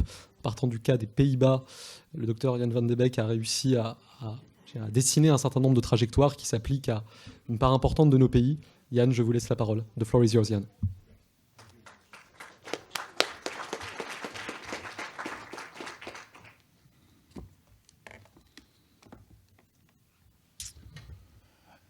Okay, can you understand me? Okay, so far. Thank you for having me here. I prepared a quite long PowerPoint, so I'll skip a lot of sheets because we are. How many minutes do I have? 15? 15. Okay, yeah. Okay. Well, next slide, please, and then skip this one as well, and the other one as well. We're going to talk about this one for a short while. It's about the report Borderless Welfare State, which I wrote together with 3 other scientists.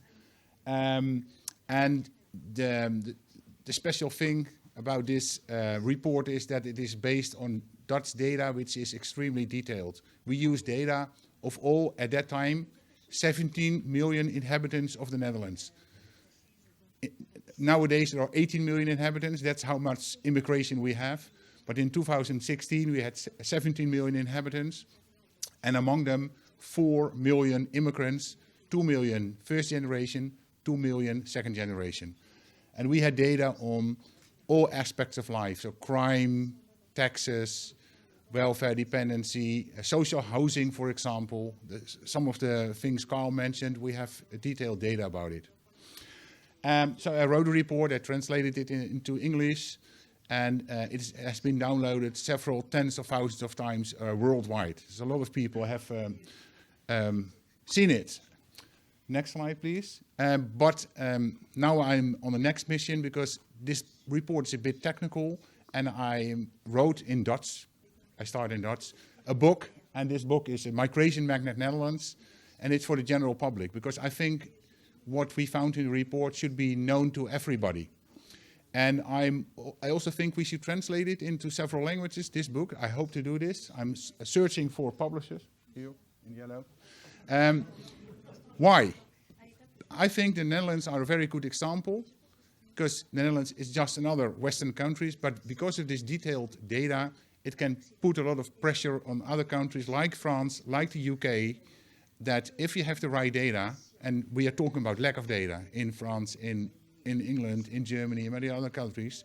If we have the right data, we can know things we can't know without the data. And by having one example, in this case the Netherlands, we can put pressure on the political agenda in order to get data for all countries in the West. So that's my next mission.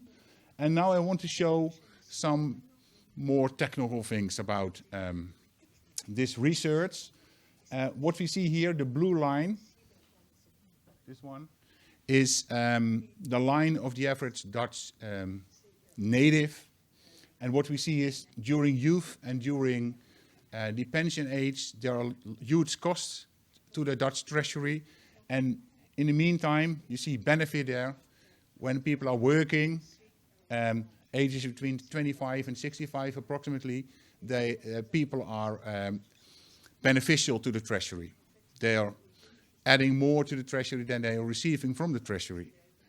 And this is the basis for all our computations. It's a bit complicated. I'm not going to talk about the technical details, but a very simplistic view of the computation is when you look at those 10 gray bars, you see an immigrant who is arriving in the country at 30, leaving at 40, and the first simplistic measure of the net contribution would be just adding up those 10 gray bars. Next slide, please. Something went wrong here. What we see here is 3 lines. The gray line is again for the average Dutch. The blue line is for people from wealthy advanced countries like, let's say, the United States or Japan, who come to work, and the orange line is for asylum seekers. And when you look, for example, between the difference between blue and orange, you see that the orange line never crosses the 0 line. So for all ages, the contribution is negative. And this is just based on a lot of data, detailed data about every aspect of life. Next slide, please. What I came to realize when I looked at those numbers for a prolonged time is that the net cost and benefit of immigrants is actually the best measure of their integration, because this cost and benefit correlates really with everything. It correlates with income, work, health, crime, social housing, whatever. All those points are strongly correlated with the net cost. So integration and net cost. Integration, the best way to look at integration is through the net cost. That's my conviction. A world map, what we see here is the net cost of immigrants and their children by region of origin over the lifetime. And we see here huge differences. Blue and green is positive contributions, which are very high for North America or Japan or France or Scandinavia and some other countries. And red and orange are large negative contributions, which are highest for parts of Africa and the Middle East and some other areas in the world, for example, former Soviet Union. This has much to do with level of education, but also with the immigration motive. Areas where a lot of asylum seekers come from, we see really low, really negative numbers, and areas where a lot of high-skilled labor comes from, we see high contributions. Next, please. The first to look at, of course, is the educational level. We had the educational level of millions of people, so we could compute what is the net contribution over a lifetime for a certain educational level. This reaches, the lowest one is primary education, the highest one is master, so university education. And you see there's a huge difference in the net contribution over a lifetime. What we also see is the blue lines are native Dutch. Native Dutch behaving like immigrants in their immigration and emigration behavior, but for the rest they are native Dutch. Those blue lines are much more positive than the orange and gray lines, which are for Western and non-Western immigrants. And what we see here is loss of human capital.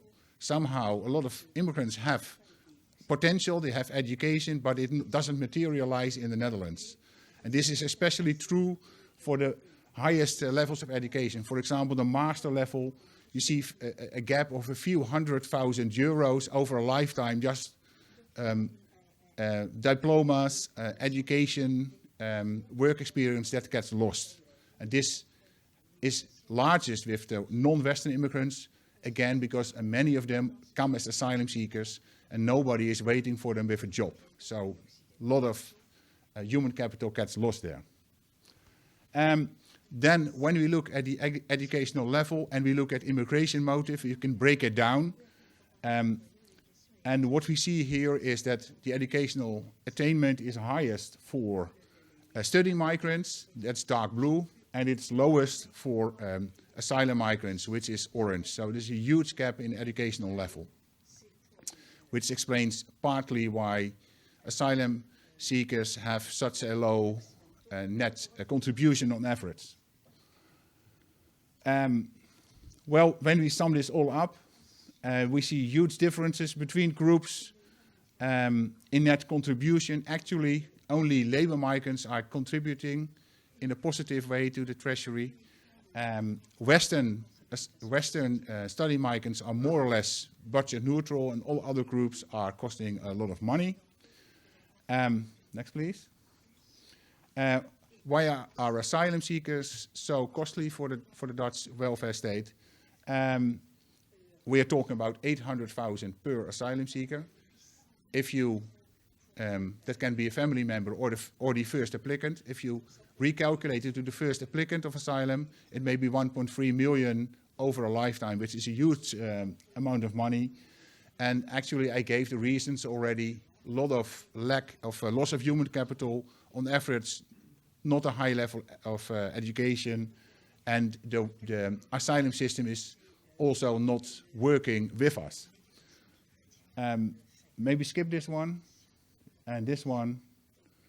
This is also an interesting one because it shows that people who come to work may differ quite a lot when we look at the region of origin. And we see, especially for Central and Eastern Europe and for Africa and the Middle East, that people who have the immigration motive, labor, are not always contributing in a positive way to the Dutch treasury. So this has to do with low level of income and low level of education. It also has to do with negative self-selection when people are emigrating. So those who are on benefits, for example, have a larger tendency to stay in the Netherlands. So over time, you get a lot of negative self-selection. I call this the reverse welfare magnet. So it's next one. Skip this one. I want to show you. I think we must skip a lot. This is also a point Carl mentioned. I think in other words, but when you have low-skilled labor and in the long run, you become a low-wage country. That's actually what's happening. And my favorite example is the asparagus robot who was invented by a certain company because Polish workers were becoming scarcer and more expensive. So without the Polish workers, probably this robot was invented earlier. Nobody will ever know, but it shows that having a lot of low-skilled immigration is lowering the tendency to innovate. Next one. This is the reversed welfare magnet.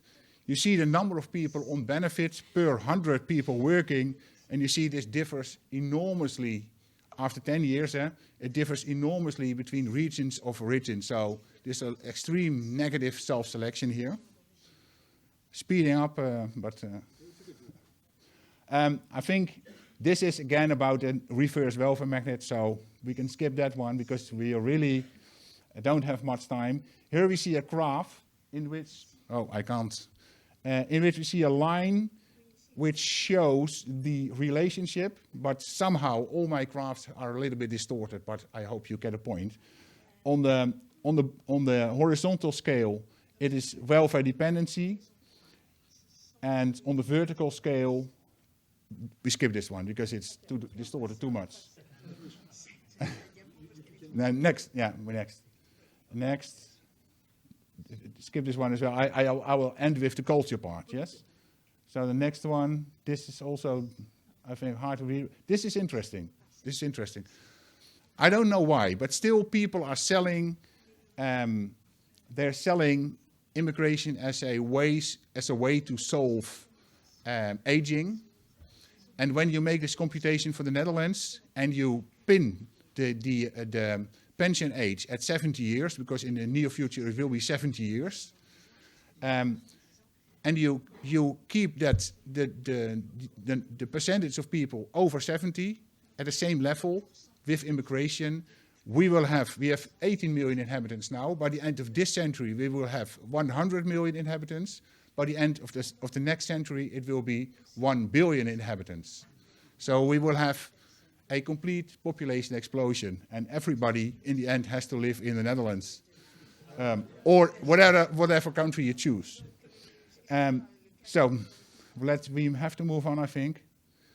There's something, next one. We skip this one as well. And skip this one. Yeah, this is interesting. We have something called CITO. CITO is scholastic aptitude. It is for children of 11, 12 years old when they leave primary school to place them on the right level in our highly stratified school system. We have many levels in the Dutch school system. What we see here is huge gaps in this scholastic aptitude. This is based on the data of 2 million children, including 400,000 children with a first or second generation background. When we look at the second generation, this is first generation, second generation, we see a lot of improvement. So there's a lot of improvement. And when we can go back once and look, for example, at Turkey, East Africa, and Morocco, Turkey, East Africa, Morocco, and we go forth again, we see that Some countries like Turkey and Morocco, it stays red, while in East Africa it becomes green. There's a very important reason for that: mixed marriages. Mixed marriages are strongly correlated with the improvement from the first to the second generation. The more children have a Dutch-born or a native one parent of the second generation, the better the improvement of the scholastic aptitude scores. I think the next one. This is also important. This is a map of culture. It's from the World Values Survey. It's a long-lasting survey. It is started in the 80s, the early 80s, I believe, and it's been running for years. And in many countries, they ask numerous questions about culture, about how to raise children. What do you do when your daughter or your son comes home with somebody who is black or white or Jewish or Muslim or Christian, etc. It's about tolerance towards minorities. It's about many aspects of culture. And what we see here is that cultures differ a lot. It's not enough time to explain everything, but there's two axes here. The horizontal axis is about self-expression versus survival, and the vertical axis is about rational and secular values versus traditional values. And we in the Netherlands are in Protestant Europe. Next one, please.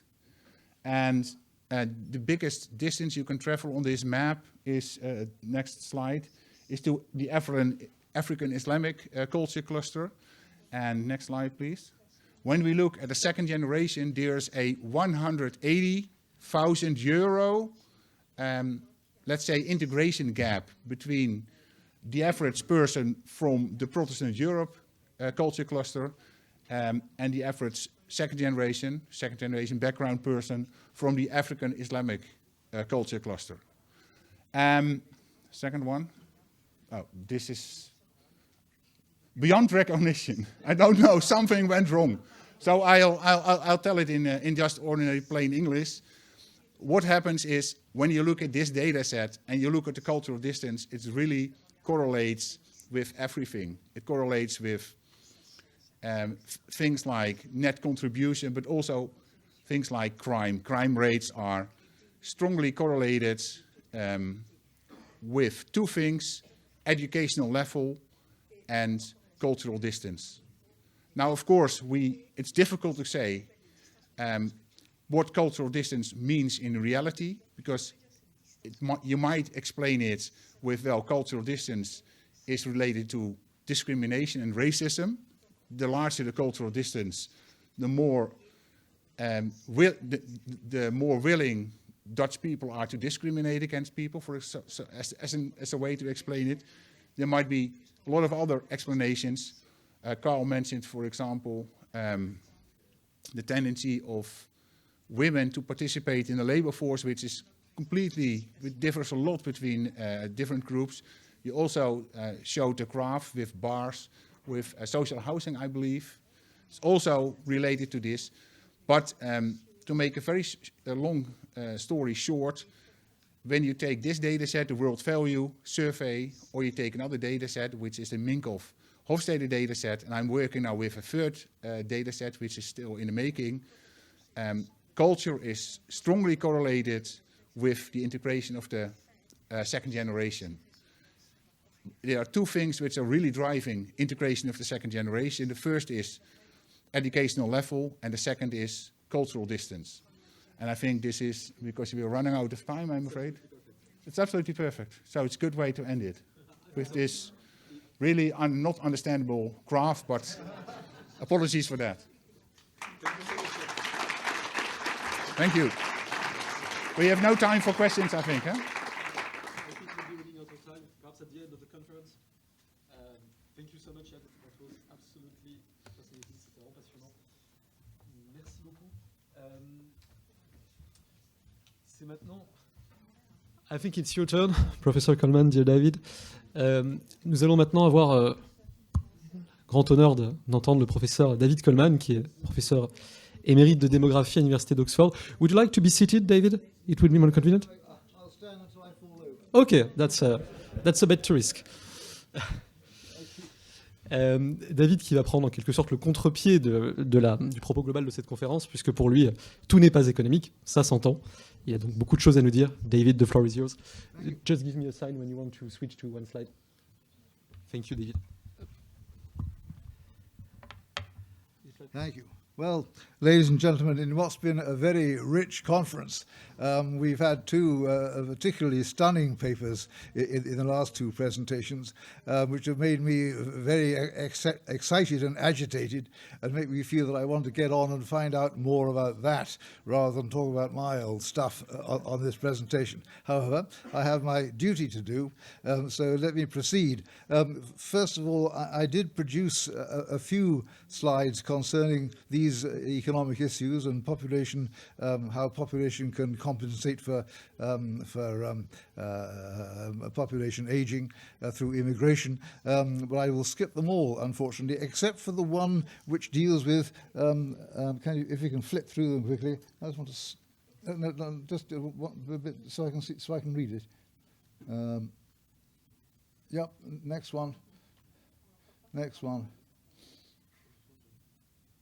Next one. No, I can't see it. One of my comments was that certain aspects of demographic change in America were to you coin a phrase, making America Hispanic again. And I wanted to ask my colleagues about that after this meeting. Can we flip back one? No, and again, and again, and again. And again, sorry, and again, and again, and again. No, sorry, forgive me. This is like driving a very bad car.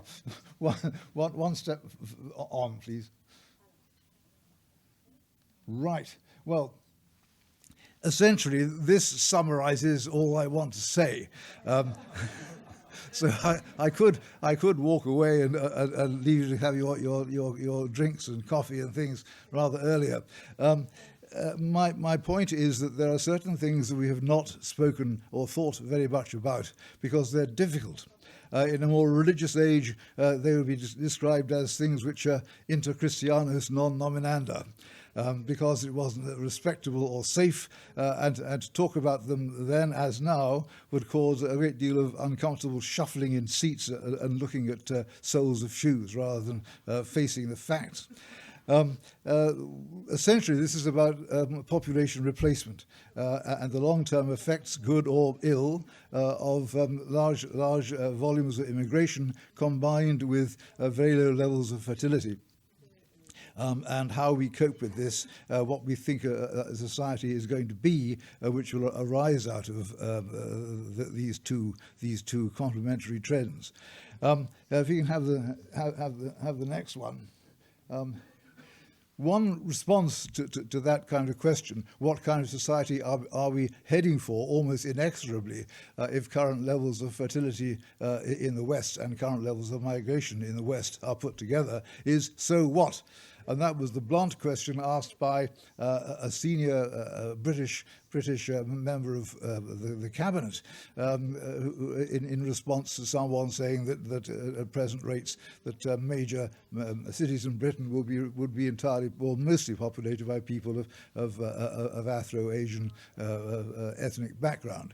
So what? It's a very good question because it is, I think, assumed by most people of my age anyway, and possibly a bit younger, that it wouldn't be a very good thing, although for rather ill-specified reasons.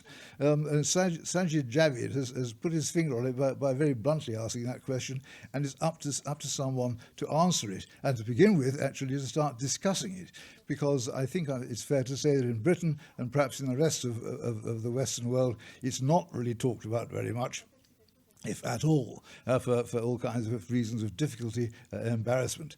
I think the role of embarrassment in formulating and preventing policy formation in many areas of our polity is considerably underestimated. However, that's a different story. So next, if you would. Yes, first of all, low fertility. Low fertility is a bad problem which is getting worse. It's particularly bad in the Far East. I think that's the next one, yes. Here is the eastern, the cluster of East Asian industrial economy heading, it would seem, for oblivion. And it's even worse than that, because the fertility rate in South Korea, which I've just come back from, is 0.72. And the fertility rate in Seoul, where about half the entire population live, is 0.55. Those of you who know something about demography will see what the implication of that is, and it is very grave, and the poor old Koreans are very worried about it. Various remedies are put forward, migration, pushing up the birth rate, both necessary, actually, but both difficult to do anything about. But they do not have, at the moment, very much migration, and this issue of ethnic replacement does not apply to them. Neither does it, well, can we have the next one? Oh yes, this is a doom graph, the most pessimistic graph ever published on an official website. It comes from the Japanese Institute of Social and Demographic Research, which is a government body, and it shows the consequences of the continuation of then current levels of migration, of fertility in Japan, given low levels of migration. As you can see, the edge structure falls but remains constant. That's the nature of demographic theory. But the population goes down and down and down. And eventually, the last Japanese has to turn the lights off in about 3000 AD. Not to be frustrated, the South Korean population beats them to it in 2750. Now, these are fantasy graphs, I think, but nonetheless they are the rigid implications of what's going on at the moment. Can I have the next one? Yes, these are. I can't quite read. I think these are similar graphs from Southern Europe, which are also a low fertility population. But Southern Europe is one where migration is very high and where replacement of the population is likely to be much more important and interesting. Next, please. The alternative is, of course, there are a whole batch of reasonably high fertility countries in the Anglosphere and Western Europe, where birth rates, not at a replacement level, although France almost does it, or has almost done it from time to time, are in the safe zone until recently of about 1.6, 1.7, where population aging can be compensated for by non-demographic adjustments. That's all very well, but those days, it seems, are over. And in the last decade or so, perhaps a bit less, we've seen a marked pitch downwards. Next one, please. In fertility, which is really causing great problems to my colleagues. All my colleagues are busy scratching their heads and muttering that they don't understand what's going on. And unfortunately, this is true. We don't know what's going on. One can put forward all sorts of reasons why birth rates are going down in Europe. Most interestingly, sir, least of all in France. France is often left out of this discussion. Everyone talks about how wonderful Nordic social welfare is in keeping the birth rate up. Well, France is different, and the French total fertility has declined from about 1.8, almost 1.9 to about 1.65, but it's still much higher than most countries in Europe. So many congratulations to the French government and the French public. Next, please. The next dimension is, of course, migration. This is just one example of a very high growth in migration. This is the United Kingdom itself, which we heard a great deal about in alarming detail in one of the previous talks. And this has consequences. If we can see the next one. This is the proportion of the population born outside the UK, and then we have the next one, the proportion of persons belonging to the ethnic minority populations. No, sorry, this is the total numbers.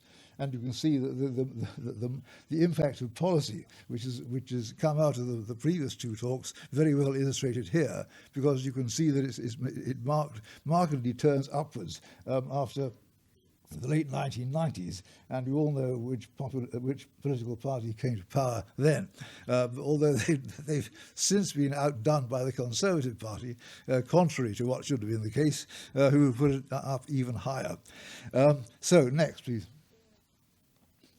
This is some work done by Lanzieri, who is employed by Eurostat, but it's not a Eurostat publication, who has shown what the proportion of people of so-called foreign background is in a number of countries in about 2001, I think, and 2061.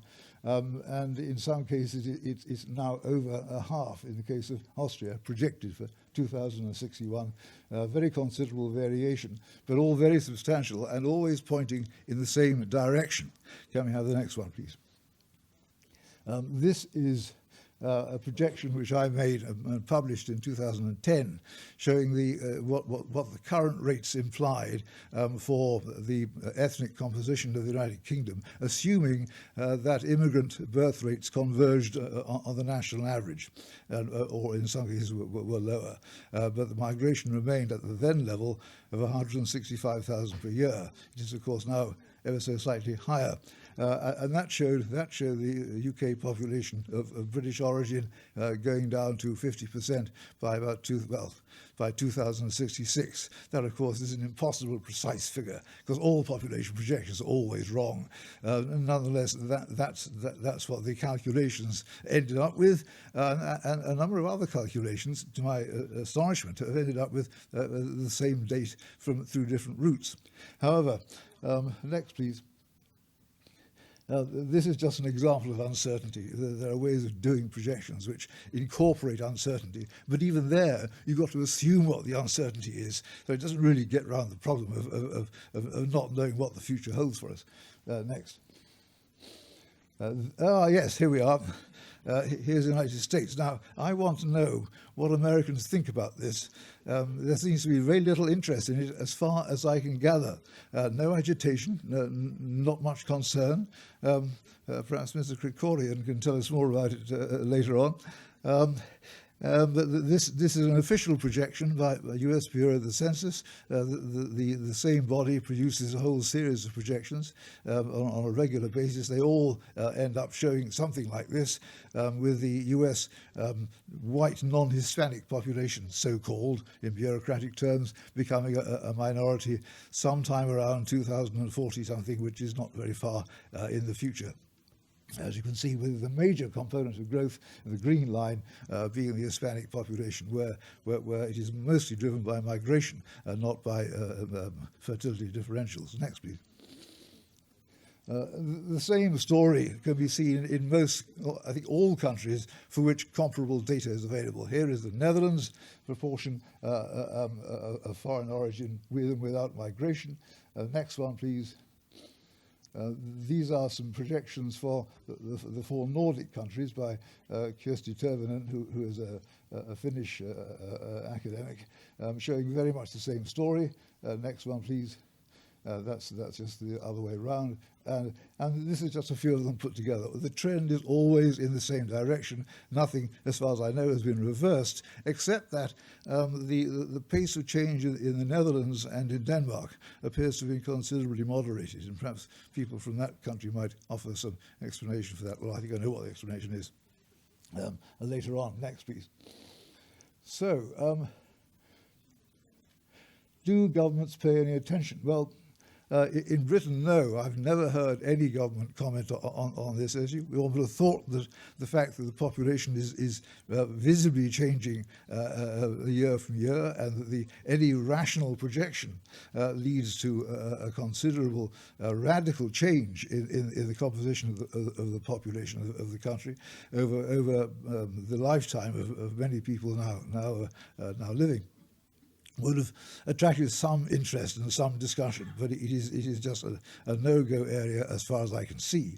There are a number of reasons for this. It is the guardians of righteousness as it were, are rather keen to try to suppress these awkward, embarrassing, potentially racist discussions in terms of the behavior of publishing houses, the behavior of some of the media, the behavior of the police, all conspiring together as British people in this, not conspiring, that's a silly word, all taking a similar line, a consensual line on the undesirability of raising these topics, not the least because with a genuine fear that it might raise up hostility and even violence against the minorities involved. So it's not entirely without reason, but nonetheless it has suppressed discussion of what some people may think is the most important topic facing the social structure of the country. Next, please. Oh, yeah, here it is. Yes, thank you. So, 1 minute. Why does it matter? Here are a few reasons why it might matter, and why people might rationally think this is not a very good route to be going down, most of which I sympathize with, but there are completely different opinions. Some feel it doesn't matter, some feel it's even beneficial to improve the variety and the inventiveness and the of the British population as a kind of harbinger of the globalization of people of different origins into something more homogeneous and less prone to strife. So there are good reasons for thinking that it might not matter or might be beneficial. But these different views don't exchange views because it's never discussed. Next, please. What might happen next? Well, it's all interesting. What might happen next? No one, as far as I know, has set out any kind of realistic scenario as to what a society might look like, where within living memory, the Aboriginal population, if you can call it that, the indigenous population, the population of long settled status, has been replaced by newcomers from a variety of different parts of the world. I don't know of any social theory which will lead us to predict accurately what might happen. I don't think there'll be violence. Sometimes it's said we must stop this because there'll be violence on the streets. I don't think so. The British people, anyway, are a peaceful lot and have been, I think perhaps it's fair to say, somewhat cowed by race relations legislation, by the repeated instructions as to how to regard these changes from the elite, and by education in school and in colleges, and by the difficulty of publishing documents which have any bearing upon it. Would institutions and constitutions change? If we had a population with a very large proportion of people of still adhering to Islam in its traditional form, for example, then it may be that there'll be pressure of a purely democratic kind to change those institutions, certainly disestablish the Church of England, and make other differences to education, representation, and all the rest. There's also the broader question, Caldwell's question, can Europe be the same with different people in it? Or will it become just a geographical expression with a completely different set of people living in it, perfectly peacefully than was the case before?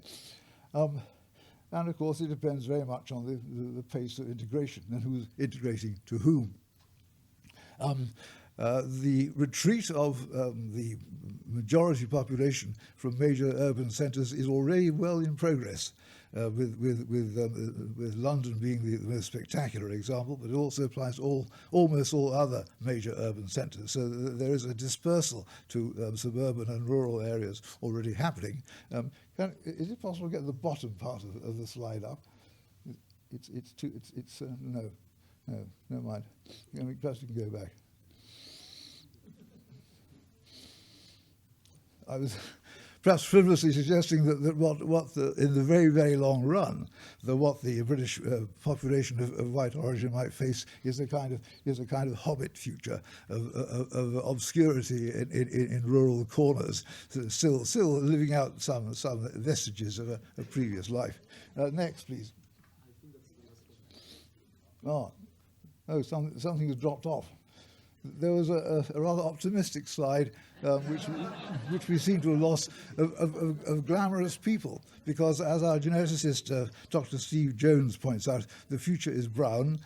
People will not look what they looked like in the past, and I had 3 examples: one of Barack Obama, one of our champion racing driver Lewis Hamilton, and also the delectable Miss Albigeois, who unfortunately I can't show you, who has won the competition of Beauty Queen and was cruelly treated by the French government, and there must have been a hope somewhere that she might have sought refuge and asylum in Britain, where I'm sure she'd be very well received. And I'm sorry you can't see why, because the picture isn't there. That's not entirely a frivolous point, because it's not just colour that would change. It's also the kind of culture and the values which those people would have, possibly for the better. But it could not possibly remain the same when the population behind it has changed so much. And there I'll stop with apologies for going on too long.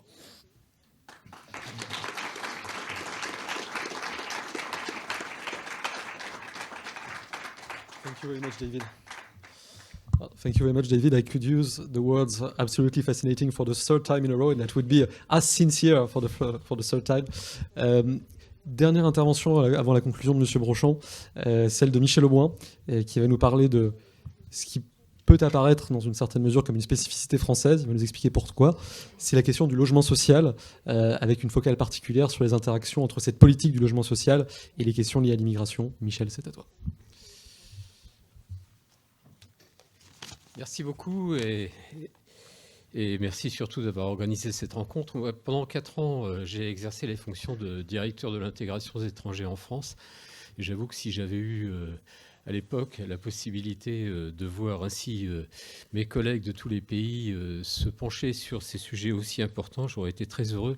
Ce n'était pas du tout le cas. Et c'était d'autant moins le cas qu'à la même époque, donc il y a quand même un peu plus de 10 ans, on avait assez peu de données, assez peu accès aux données et qu'on était chargé d'un sujet sur lequel, en fait, on avait une connaissance assez limitée. Est-ce que je parle trop vite ? Un peu, d'accord. Je vais raccourcir mon propos pour aller plus lentement. Lorsque j'étais directeur, on avait lancé une étude sur le logement des immigrés, et cette étude montrait une disparité dans le comportement des immigrés en fonction de leur origine, une disparité dans les accès au logement. Mais à l'époque, les données dont nous disposions, les données de l'INSEE, étaient trop générales d'une certaine façon, et il était impossible d'en tirer des conclusions intelligentes, si je puis dire. Depuis l'INSEE, pour nos amis étrangers, donc l'INSEE, c'est vous savez, l'organisme qui collecte les données statistiques en France, qui les collecte, mais qui ne les traite pas toujours. Et donc, c'est un peu le grand mystère de la statistique française. L'INSEE a affiné sa méthode, et donc en particulier sur les origines, moins loin que ce qu'on aimerait, parce qu'on aimerait évidemment aller encore beaucoup plus loin, mais ce n'est pas tout à fait le cas. Mais surtout, ce qui est intéressant, c'est que ces statistiques ne sont pas publiées, elles ne sont pas étudiées, enfin elles sont rendues disponibles, mais elles ne sont pas étudiées. Et donc j'ai eu le plaisir de retraiter, grâce à l'amitié de mes amis de l'OID, de retraiter ces données sur la question qui était posée, donc quel est le comportement des étrangers par rapport au logement, et de publier avec l'aide de la Fondapol au printemps dernier un petit fascicule qui s'appelle « Les étrangers extra-communautaires et le logement social ». Je dis extra-communautaire parce que tout le monde comprend qu'évidemment, la question aujourd'hui qui nous concerne le plus directement, c'est la question des étrangers en dehors de l'Union européenne, et même en dehors d'ailleurs, au-delà, puisqu'on a aussi beaucoup de ressortissants de Grande-Bretagne en France, évidemment, qui ne sont pas comptés comme des étrangers, autant au sens où on l'entend. Alors, ce qu'on comprend lorsqu'on analyse ces chiffres, c'est que ou plutôt pour comprendre l'analyse de ces chiffres, il faut partir d'une réalité qui est très franco-française, comme Nicolas l'a dit tout à l'heure, qui d'une certaine façon n'existe pas ailleurs dans l'espace européen, sauf si certains pays m'ont échappé, et qui est la situation de ce qu'on appelle, nous, le logement social public, qu'on appelle plus exactement le HLM dans le langage courant, qui est une forme de logement qui, d'une certaine façon, n'existe pas sous les mêmes formes ailleurs. C'est un logement qui dépend pour l'essentiel de l'État, hein, à travers différents organismes, mais qui dépend pour l'essentiel de l'État, qui a échappé aux collectivités locales et aux communes, alors que dans beaucoup de pays, c'est plutôt les communes qui sont chargées du logement social, et qui s'est bâti dans les années 1960, sous forme d'immeubles collectifs rassemblés dans des quartiers éloignés des centres-villes. Je ne reviens pas sur la démonstration, mais si vous avez des questions, je pourrais vous expliquer pourquoi nous avons choisi ce type de modèle. Et ce logement social public, aujourd'hui, est devenu une sorte de monstre administratif, si je puis dire, puisque on a 11 millions d'habitants en France qui vivent dans ces logements, dans 4,7 millions de logements gérés par 593 organismes, et avec un chiffre d'affaires, donc de loyers et de charges, de 26 milliards d'euros par an. Ça c'est la première partie, c'est le paysage général. Et en quoi ça nous concerne en matière d'immigration? C'est parce qu'évidemment, une grande partie des immigrés qui viennent en France accèdent à ces logements sociaux publics.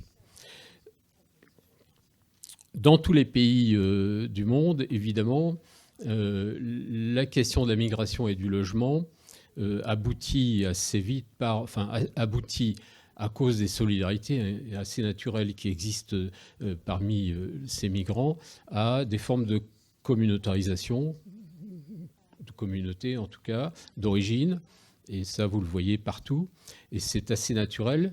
Et notre modèle de logement social aurait dû s'opposer à ce type de communautarisation, puisque le modèle de la France, vous savez, c'est plutôt le modèle fondé sur cette idée du service public qui est la nôtre, c'est-à-dire de l'égalité de tous devant le service public, et donc en fait de la mixité sociale. Et même si ces logements sont gérés par les institutions publiques, le résultat, au bout du compte, finit par être le même que dans les autres pays, c'est-à-dire que petit à petit, ces quartiers deviennent de plus en plus des quartiers de communautés d'origine étrangère. Alors dans ces communautés, c'est ça qui est intéressant à travers notre étude, c'est qu'en fait chaque communauté a un comportement très différent vis-à-vis du logement, au regard de simplement deux critères, la demande d'accès au logement social ou l'accès à la propriété privée. Dans la conception française originelle, le logement social est un logement provisoire qui permet ensuite d'accéder au logement par la propriété à travers un processus qu'on appelle le parcours résidentiel. Ce mécanisme a en grande partie disparu. Aujourd'hui, nous avons des locataires de logements HLM qui restent toute leur vie et qui parfois, par un mécanisme qui normalement n'est pas dans la loi mais qui existe quand même, transmettent leur logement à leurs enfants et puis pour certains même à leurs petits-enfants. Donc on a une partie de la population résidente en HLM qui va rester très longtemps en HLM, et par ailleurs le mécanisme d'accès à la propriété qui a été le mécanisme qui a été utilisé pour permettre l'accès au logement des Français, celui-ci est en train de se gripper, si je puis dire, puisque le nombre de propriétaires en France est plutôt... Alors c'est toujours difficile de comparer avec d'autres pays, mais il est en tout état de cause par rapport aux autres pays européens, plutôt en bas de la moyenne.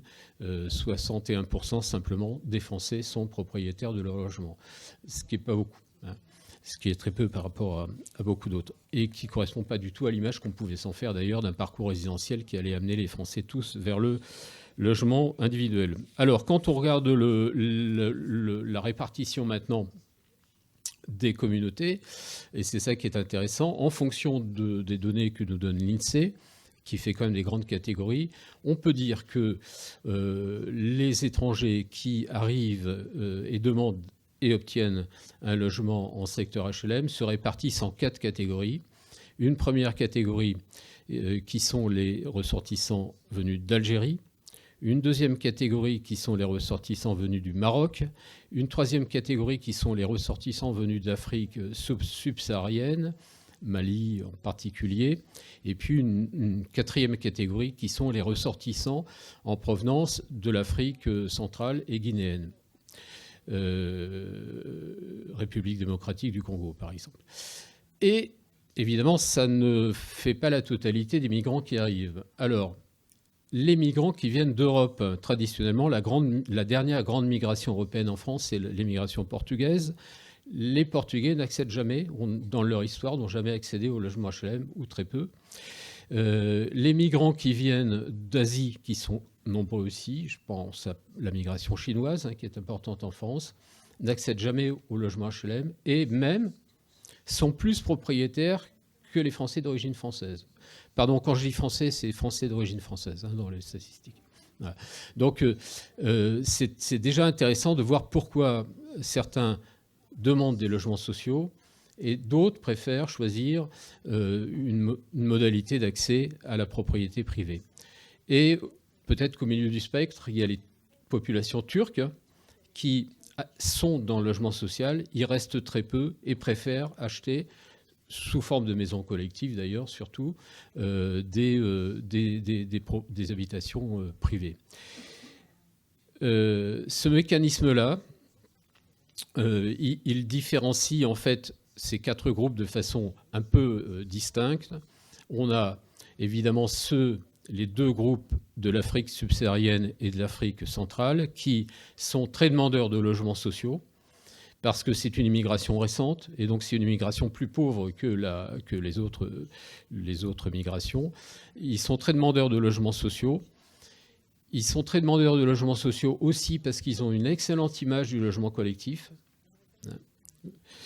Habiter en immeuble, c'est valorisant. Donc, et puis, ils accèdent facilement au logement social parce qu'ils remplissent toutes les conditions d'accès au logement social, c'est-à-dire des familles avec beaucoup d'enfants, enfin avec de nombreux enfants. Et parmi eux, on a une population très particulière qui sont les familles monoparentales, femmes seules, avec plusieurs enfants, qui sont très typiques, par exemple, des populations maliennes. Ça ne veut pas dire qu'il n'y a pas de père quelque part, mais le père est inconnu, et donc on ne sait pas où il est, et donc la femme se présente comme étant seule avec des enfants. Elle est toujours prioritaire dans l'accès au logement. C'est un biais qui fait que ces familles-là obtiennent des logements, souvent assez vite lorsqu'elles arrivent en France, et créent une tension sur le marché du logement, parce que le logement, malgré sa taille et son ampleur, le logement social public français connaît une offre qui est nettement inférieure à la demande, puisqu'aujourd'hui, nous avons plus de 2 millions de personnes qui souhaitent habiter en logement social et qui n'obtiennent pas un logement social, et que sur la seule région parisienne, il faut en moyenne 11 ans pour obtenir un logement social. On peut revenir aussi dessus pour expliquer pourquoi cette inertie considérable du logement social à la française, qui a obligé les gouvernements successifs d'ailleurs à édicter des lois qui obligent les communes à construire, les communes qui ne sont pas responsables du logement social, mais qui les obligent quand même à construire sur leur commune 25% de logements sociaux et à augmenter d'ailleurs dans une perspective un peu étrange qui voudrait que, à terme, un quart et sans doute plus des Français soient, je mets des guillemets, condamnés à vivre en HLM, puisqu'en fait, derrière ce modèle de logement public social à la française, on a la notion d'immeuble collectif. C'est une vision collectiviste qui nous sépare d'ailleurs complètement de nos amis anglais, une vision collectiviste du logement social qui fait que le logement social, c'est forcément un immeuble, c'est forcément des immeubles dans des quartiers et c'est forcément éloigné des centres-villes pour une raison économique qui est le coût du foncier. Hein, donc c'est assez facile à comprendre. Alors, donc, les familles africaines sont très demandeuses de logement social, avec une différence entre les subsahariens et puis l'Afrique centrale. Et quand je prends les populations maghrébines, là, c'est pas du tout la même question, c'est la question de la pérennité dans le logement social. Et alors là, les Algériens et les Marocains se distinguent assez nettement. La population algérienne reste en logement social. Et la population algérienne, je rappelle pour ceux qui connaissent mal l'histoire de France, elle arrive en 1968. L'ancien ambassadeur de France en Algérie a beaucoup travaillé sur le sujet. Elle arrive en 1968 à travers un accord. En fait, elle est déjà là auparavant. Ces logements étaient des logements qui avaient été construits pour une population française mal logée, qui se sont vidés petit à petit dans le cadre du processus que j'ai expliqué tout à l'heure d'accès à la propriété privée. Ces logements vides accueillent en 1962, lors de l'indépendance de l'Algérie, une population venue d'Algérie qui est une population française et juive d'Algérie. Et puis à partir de 1968, elle accueille une population algérienne, une sorte de paradoxe qui n'existe que dans l'histoire de France, qui fait que le pays qui, à bon droit, nous avait chassés, en fait, nous envoie ensuite ses propres habitants pour venir occuper les logements qui avaient été occupés auparavant par ceux qui avaient été chassés par ceux qui ont aidé au remplacement des Algériens. Cette population algérienne, elle reste dans le logement, et c'est ça qui est assez, qui moi personnellement m'a surpris à travers la lecture de cette étude, la mienne, c'est cette population reste dans le logement social sur plusieurs générations,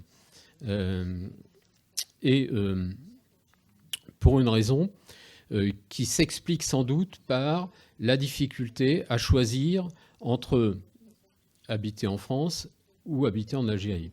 En gros, une partie, le logement social permet de dégager pour les habitants, pour les locataires, permet de dégager une sorte de gain qui se calcule entre le prix du loyer net, parce qu'il y a des allocations, le prix du loyer net et puis le revenu net. Le prix du loyer net est évidemment très inférieur au prix du loyer net dans le logement privé, hein, tout le monde le comprend. Et ce gain-là, qui était calculé, hein, qui peut aller jusqu'à 10 000 € par an, ce gain-là permet de financer non pas une construction en France, mais une construction en Algérie. Ce qui est parfaitement compréhensible pour la première génération. Hein, on l'a connu à travers l'exode rural. Je prends souvent cet exemple de la famille bretonne venue s'installer à Paris, mais qui a gardé quand même une maison en Bretagne. Donc cette logique est parfaitement compréhensible à la première génération. La deuxième génération, elle est française. La troisième génération, elle est française d'origine française. Mais donc le fait qu'on ait encore des réticences à s'installer dans la propriété, puisque l'accès au logement social et l'accès à la propriété, c'est très corrélé dans les statistiques, cette difficulté à s'installer pose un problème dont on pourrait parler. La population marocaine, par rapport à la population algérienne, a un comportement moins tranché. Et donc, la population marocaine qui est dans la même situation, c'est-à-dire le Maroc, c'est pas plus loin que l'Algérie, on peut aussi avoir une résidence là-bas, c'est moins tranché, donc les Marocains sont plus propriétaires et restent moins longtemps dans le logement social. Le logement social à la française, donc c'est un ensemble qui est très important, comme je vous l'ai dit tout à l'heure, mais qui surtout nous pose un problème très particulier, qui sont les quartiers les plus concentrés, à la fois en surface et à la fois en habitants. En surface, c'est en gros des quartiers qui font moins de 50 hectares, et en habitants, c'est des quartiers qui font entre 10 000 et 20 000 personnes. Ces quartiers, tous les Français connaissent, parce qu'il suffit d'ouvrir le journal tous les jours, de regarder la télévision pour trouver un nom de quartier, parce que c'est dans ces quartiers-là que la France connaît les plus grands désordres. D'un point de vue administratif, on les classe sous une appellation un peu étrange qui s'appelle les quartiers de la politique de la ville. Je dis un peu étrange parce que la politique de la ville, on en parle beaucoup, elle nous coûte cher, mais en même temps, on ne sait pas très bien quel est son objet. Et d'ailleurs, les gouvernements successifs ne l'ont pas dit non plus. Donc on finance, c'est l'une des seules politiques qu'on mène en France, on finance une politique pour un objet qui n'a jamais été défini, mais qui, toute évidence, a quelque chose à voir avec les désordres ou l'insécurité qui y règnent. Parce que si on n'avait pas eu les premières émeutes en 1981, on n'aurait pas créé la première politique de la ville. Si on n'avait pas eu d'émeutes en 2005, on n'aurait pas renforcé la politique de la ville.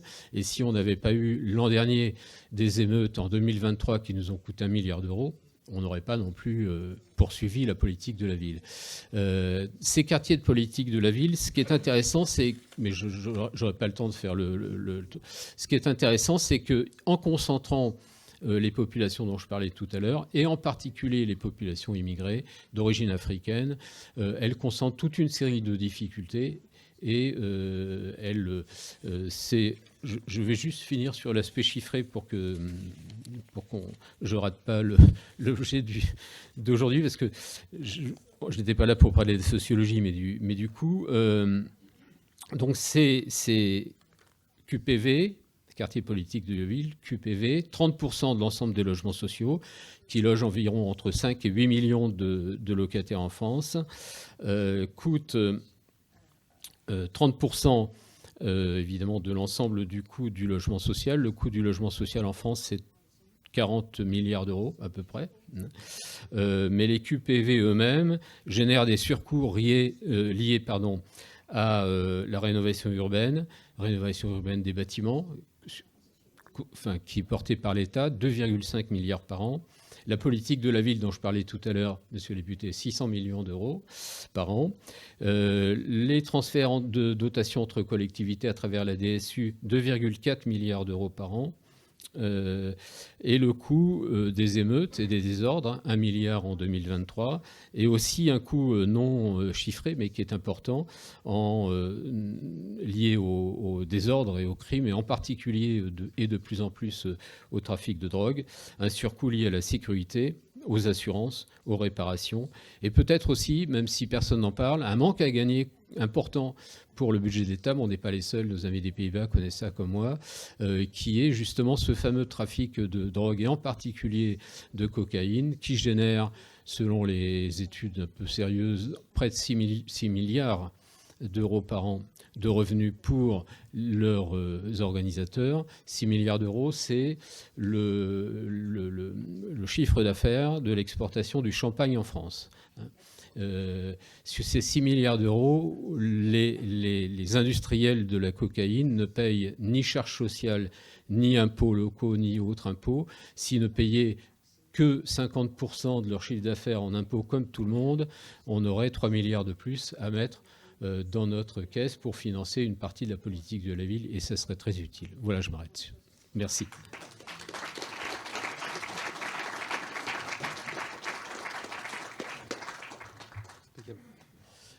Merci beaucoup Michel, et pour plus de détails sur ce sujet, je vous renvoie effectivement à l'étude que Michel Auboin a signée pour l'Observatoire de l'immigration et la Fondapol au printemps dernier, qui est disponible gratuitement en ligne.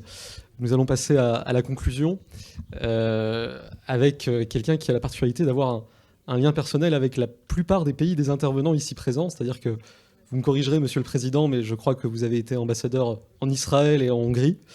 Vous avez vécu aux États-Unis à plusieurs reprises, et vous avez notamment été représentant permanent adjoint de la France aux Nations Unies à New York, mais vous connaissez aussi le reste du pays. Je crois que vous êtes lié familialement à la Grande-Bretagne. Je ne sais pas si vous avez un lien particulier avec les Pays-Bas, auquel cas ça viendra, c'est ça. En tout cas, ce sera la seule exception. Et par ailleurs, vous avez été directeur général de la DGSE pendant 6 ans. Pour nos amis étrangers, la DGSE, ce sont les services d'intelligence extérieure de la France. Et j'ai le grand honneur de vous laisser conclure, Monsieur le Président.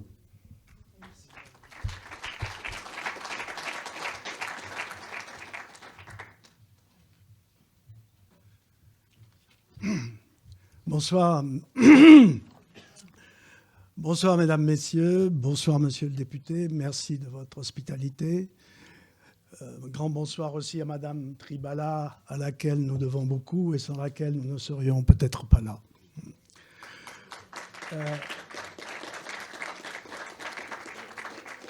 Je suis le dernier de la liste. Donc c'est évidemment la position la plus ingrate, puisque non seulement c'est le moment où l'attention se réduit un peu, mais c'est aussi l'heure où en France on commence à songer à son dîner. Donc, l'heure est grave. En tant que président de l'Observatoire de l'immigration et de la démographie, il me revient donc l'honneur, mais surtout le devoir, de finir cette réunion.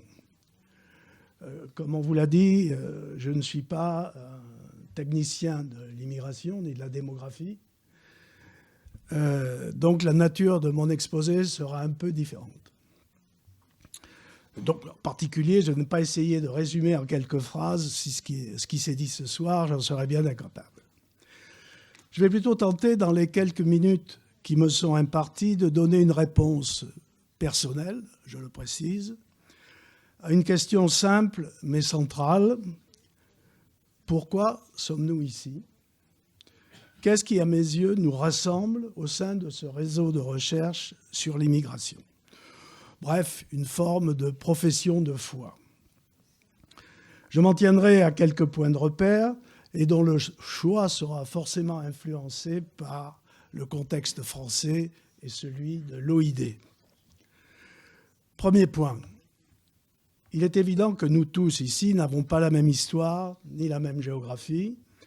Nos traditions juridiques ne sont pas identiques. La couleur politique de nos gouvernements est variable. Nous différons dans nos approches légales sur les critères d'ascendance, ce qui est très important, la nationalité ou et l'ethnie. Le fédéralisme n'est pas le centralisme. Certains font partie de l'Union européenne, d'autres non, etc., etc. Mais, vous voyez, c'est embêtant ça. Bon, voilà. En revanche, nous partageons deux caractères originaux qui, à mon sens, nous distinguent du reste du monde. D'une part, nos pays peuvent être qualifiés de démocratie avancée, pour ce que cela veut dire. D'autre part, mais sans nul doute, il y a un lien de cause à effet, le revenu par tête est chez nous nettement plus élevé qu'ailleurs. Deux caractères qui, au fond, définissent aujourd'hui sur un plan très concret ce qu'est l'Occident par rapport à ce que l'on appelle désormais d'un nom curieux, le Sud global. Deuxième point, de cette situation commune découlent des problèmes communs. L'un des plus cruciaux, sinon le plus crucial, c'est l'immigration. Depuis des décennies, en effet, nos territoires reçoivent des flux de population jamais vus auparavant. Nos amis hongrois ne sont certes pas encore complètement affectés, mais s'ils sont ici, c'est parce qu'ils redoutent de l'être un jour, et je les comprends fort bien. Le fait capital sur lequel on saurait trop insister, c'est que ces mouvements n'ont rien à voir, mais rien à voir avec tous ceux qui les ont précédés. Par conséquent, s'efforcer de les inscrire à tout prix dans une continuité naturelle aboutit à se méprire grandement à leur sujet. C'est pourquoi notre souci, à l'OID et à moi-même, n'est pas tellement celui de l'immigration en soi. Car de ce point de vue, nous reconnaissons aisément que l'admission limitée de personnes nées ailleurs est non seulement incontournable, mais souhaitable sous certaines conditions. Non. Ce qui nous préoccupe avant tout, c'est ce qui se passe hic et nunc, chez nous et maintenant. C'est-à-dire des entrées massives, irrégulières pour une part notable, sans logique économique cohérente, de populations extra-occidentales, majoritairement peu éduquées, liées par des affinités communautaires obligées, et pour ce qui est de l'Europe, à forte proportion musulmane. D'où une distance culturelle, au sens large, qui incline les nouveaux arrivants à se regrouper en isolats qui à leur tour fournissent des structures d'accueil à d'autres arrivants de même profil. En outre, chez ceux déjà installés, une démographie dynamique et une forte tendance à l'endogamie favorisent une croissance mécanique du nombre en boule de neige. Dernière singularité, alors proprement extraordinaire celle-ci, tient à ce que, contrairement aux attentes, une fraction significative des deuxième et troisième générations s'éloigne des valeurs du pays hôte, ces valeurs mêmes au nom desquelles leurs parents y ont été admis. Troisième point, un bouleversement d'une telle ampleur historique amène à s'interroger infatigablement sur ses causes. Du côté des départs, le but est limpide. Il s'agit d'accroître instantanément le niveau de vie en franchissant une frontière à travers soit le travail, soit l'accès immédiat à un système de protection sociale très évolué, soit l'hospitalité des précurseurs déjà sur place. De notre côté, c'est plus compliqué. Interviennent certes aussi des intérêts économiques, sur lesquels je reviendrai, mais le facteur décisif me paraît d'ordre idéologique. Sans trop m'appesantir sur ce thème, parce que ce n'est pas celui de notre soirée, je formulerai l'hypothèse selon laquelle, vers la fin du siècle dernier, l'Occident, fidèle à son projet d'émancipation du genre humain, a franchi une nouvelle étape en donnant la priorité absolue à l'autodétermination des individus, c'est-à-dire aux droits de l'homme, par rapport à l'autodétermination des peuples, c'est-à-dire leur souveraineté. Dès lors, l'accès à notre sol n'a plus été régi, comme autrefois, par des lois exprimant des décisions politiques nationales, mais par la jurisprudence de cours constitutionnelles interprétant hors de tout contrôle des principes abstraits, arbitrairement décrétés universels, axés sur la protection des individus, quels qu'ils soient, d'où qu'ils viennent. D'où l'abolition progressive et extravagante des disparités juridiques entre nationaux et étrangers, entre étrangers réguliers et irréguliers, et même entre irréguliers et demandeurs d'asile. Tous désormais plus ou moins confondus dans la même entreprise humaniste et humanitaire de délégitimation des frontières. À quoi s'ajoute, dans la même ligne philanthropique, ce n'est pas le cas pour les États-Unis, mais pour l'Europe, un sentiment de culpabilité et un devoir de compensation vis-à-vis d'anciens colonisés qui nous incitent à leur témoigner une générosité unilatérale. Et alors, dans le cas privilégié de l'Union européenne, cette évolution s'est vue amplifiée et accélérée par une superstructure se voulant précisément la préfiguration d'un monde pacifié où les États s'effaceraient pour laisser la place à une société civile planétaire dont les accords de Schengen seraient le premier jalon. Quatrième point. Il s'ensuit que depuis un demi-siècle, les déplacements humains faisant route vers nous bénéficient d'une formidable stimulation intellectuelle et morale de notre part, au point que nos soi-disant politiques d'immigration ne sont plus en fait que des non-politiques, se contentant d'entériner le cours des choses au lieu de le maîtriser ou a fortiori de s'y opposer. Soit une sorte de désarmement unilatéral fondé sur un wishful thinking dont nous avons cru bien à tort qu'il était embrassé par le reste du monde. Encore plus grave, ce conformisme doctrinal, propagé en continu par la sphère médiatique et des ONG militantes à large audience, s'est aussi étendu à l'université et aux think tanks, fâcheusement transformés en lieu de fabrication en chaîne de la pensée organique, à rebours de leur vocation scientifique. D'où un cinquième point. Je vous le dirai tout net, cet état de choses ne nous convient pas. Mais alors, pas du tout. Car après 50 ans, nous constatons, si j'ose dire intuitivement, que la présente immigration n'est plus assimilable en raison de son nombre et qu'elle n'est que très partiellement intégrable en raison de sa nature. Or, il y a un élément aussi récent qu'important.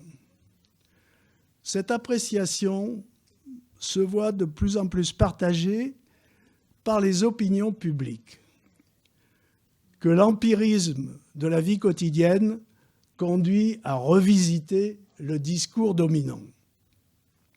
Mutation qui, à son tour, entraîne par le biais naturel du vote, non seulement l'ouverture d'un grand débat, mais aussi un début de redistribution dans le champ politique dont nous voyons la trace dans divers pays de part et d'autre de l'Atlantique. Sixièmement, donc, la période est critique. D'une part, l'unanimisme obligatoire se fissure, au point que l'immigration devient un enjeu électoral majeur dans nos démocraties, mais d'autre part, sa perpétuation à un rythme fou suscite des effets cumulatifs de plus en plus irréversibles qui imposent l'urgence d'une remise à plat. C'est pourquoi nous estimons à l'OID qu'il est de notre devoir civique d'intervenir dans cette grande disputation, mais d'une manière qui nous est propre. Ainsi, nous refusons le terrain des polémiques irrationnelles et des passions débridées. De même, l'affaire est trop grave pour nous satisfaire d'assertions qui ne seraient pas étayées par la rigueur et la probité. Oder sapere, ose savoir. Tel est le précepte dont Kant a fait la devise des Lumières et que nous reprenons à notre compte. C'est dans ce sillage de la connaissance comme valeur suprême que nous nous engageons. Loin de nous l'intention de combattre une idéologie par une autre. A fortiori, entendons-nous demeurer, vous l'avez dit, indépendants de tout parti politique ou gouvernement en place. Ce à quoi nous aspirons, c'est de nous en tenir aux faits mesurables, ou si l'on préfère, à la réalité qui parle d'elle-même. À cette fin, nous nous bornons à analyser des données dont les conditions de recueil sont inattaquables, puisque provenant quasi entièrement d'institutions publiques, bien sûr au-dessus de tout soupçon. Ces données, nous les traitons grâce aux méthodes objectives de la statistique, afin d'en tirer des enseignements qui ne souffrent pas davantage de la contestation. Ainsi, nous avons pu exposer d'ores et déjà au grand jour des situations, des évolutions qui remettent profondément en question le bien-fondé des croyances quasi-religieuses que j'évoquais à l'instant. Par ailleurs et surtout, nous diffusons le plus largement possible ces résultats en visant principalement les décideurs et faiseurs d'opinion, ainsi que les médias bien forcés de prendre en compte le sérieux de notre démarche, quoi qu'il leur en coûte. Quand nous le jugeons nécessaire ou indispensable, nous allons plus loin, d'une part en élaborant des productions entièrement originales, d'autre part en offrant des prescriptions clés en main. Bref, nous jouons un rôle que personne ne jouait jusqu'ici, en alimentant un contre-feu permanent, raisonné, raisonnable, à la vaste entreprise de désinformation dont nous sommes la cible depuis un demi-siècle. Nous butons cependant sur une petite difficulté, et ça sera mon 7e et dernier point. Autant avons-nous le sentiment de réussir à démontrer combien l'immigration non contrôlée provoque des altérations profondes dans la plupart des domaines de notre société, la démographie, la sécurité, la criminalité, la pratique religieuse, le séparatisme social, l'éducation, l'État-providence, plus généralement les services publics, etc. Autant constatons-nous que dans le registre strictement économique, les choses méritent d'être davantage creusées. Et c'est d'ailleurs pourquoi nous avons choisi d'organiser notre premier colloque sur ce thème. En effet, dans la sphère de la production et des échanges, nous nous heurtons, certes, là aussi, à une forme de catéchisme, en l'occurrence, la libre circulation des facteurs de production serait l'universelle panacée, mais nous rencontrons, et c'est plus grave, des intérêts bien précis. Ces intérêts sont ceux, non négligeables, des secteurs employant des immigrés, souvent clandestins, pour des niveaux de rémunération rabaissés. Et qui dit intérêt dit naturellement ébauche d'argumentaire. Ainsi, on nous rappelle que la plupart de nos sociétés affichent un fort déclin démographique et que ce déclin rendrait indispensable l'injection continue de jeunes travailleurs extérieurs pour pérenniser ne serait-ce que le financement de l'État social. Par ailleurs, on nous signale amicalement qu'il y aurait des métiers que les natifs rechigneraient à exercer en raison de leur pénibilité et de la médiocrité des émoluments. Ces allégations sont discutables, et nous les discutons, mais elles ne sont pas absurdes. Car, d'autre part, et là nous en arrivons à une forme de paradoxe, nous avons de notre côté beaucoup travaillé et mis en lumière les nombreuses retombées économiques négatives, celles-ci, d'une immigration en roue libre. Taux d'activité très inférieur et taux de chômage très supérieur à la moyenne nationale, faible qualification professionnelle, productivité déficiente, pression à la baisse des salaires, multiplication de petits métiers à valeur ajoutée quasi nulle sur le modèle du tiers-monde, frein à la modernisation, surconsommation de prestations sociales et de services publics, sous-contribution à leur financement. Il y a donc là une contradiction. Pour en sortir, nous nous sommes assignés à l'OID deux finalités. En premier lieu, obtenir une évaluation aussi juste et exhaustive que possible du coût net global de l'immigration pour la nation. Exercice complexe, comme on l'a vu, mais pas impossible. Les Pays-Bas nous en montrent la voie. Mais exercice aussi, surtout, indispensable pour couper, une fois pour toutes, les ailes du canard, selon lesquelles l'immigration serait à la fois une chance et une fatalité. Et en second lieu, nous allons réfléchir sur les conditions exigeantes en fonction desquelles une immigration économique légale et restreinte pourrait répondre à des besoins réels. J'en terminerai là. Je crois y avoir suffisamment insisté. Nous ne sommes pas des fanatiques de l'immigration zéro, ni des xénophobes de naissance. Moi-même, j'ai consacré l'intégralité de ma vie professionnelle à ausculter l'étranger sous tous ses angles, formes et latitudes. Au final, ce que nous sommes, ce sont des gens posés et pondérés qui, après mûre observation et réflexion, sont parvenus à des conclusions solidement établies. À savoir qu'au stade où nous en sommes arrivés, nous estimons impérieuse et urgente, monsieur le député, une reprise en main politique et drastique, quantitative et qualitative, des flux migratoires, sous peine de voir nos pays devenir ce que nous ne souhaitons pas qu'ils deviennent. C'est-à-dire des pays, je peux le prédire sur la base de mon expérience, encore une fois, des pays où des écarts culturels insoutenables provoqueraient un effondrement de la confiance sociale qui, à son tour, déclencherait l'écroulement de la qualité de l'existence au sens le plus large de cette expression. Et, je n'en dirai pas plus, en attendant, pire.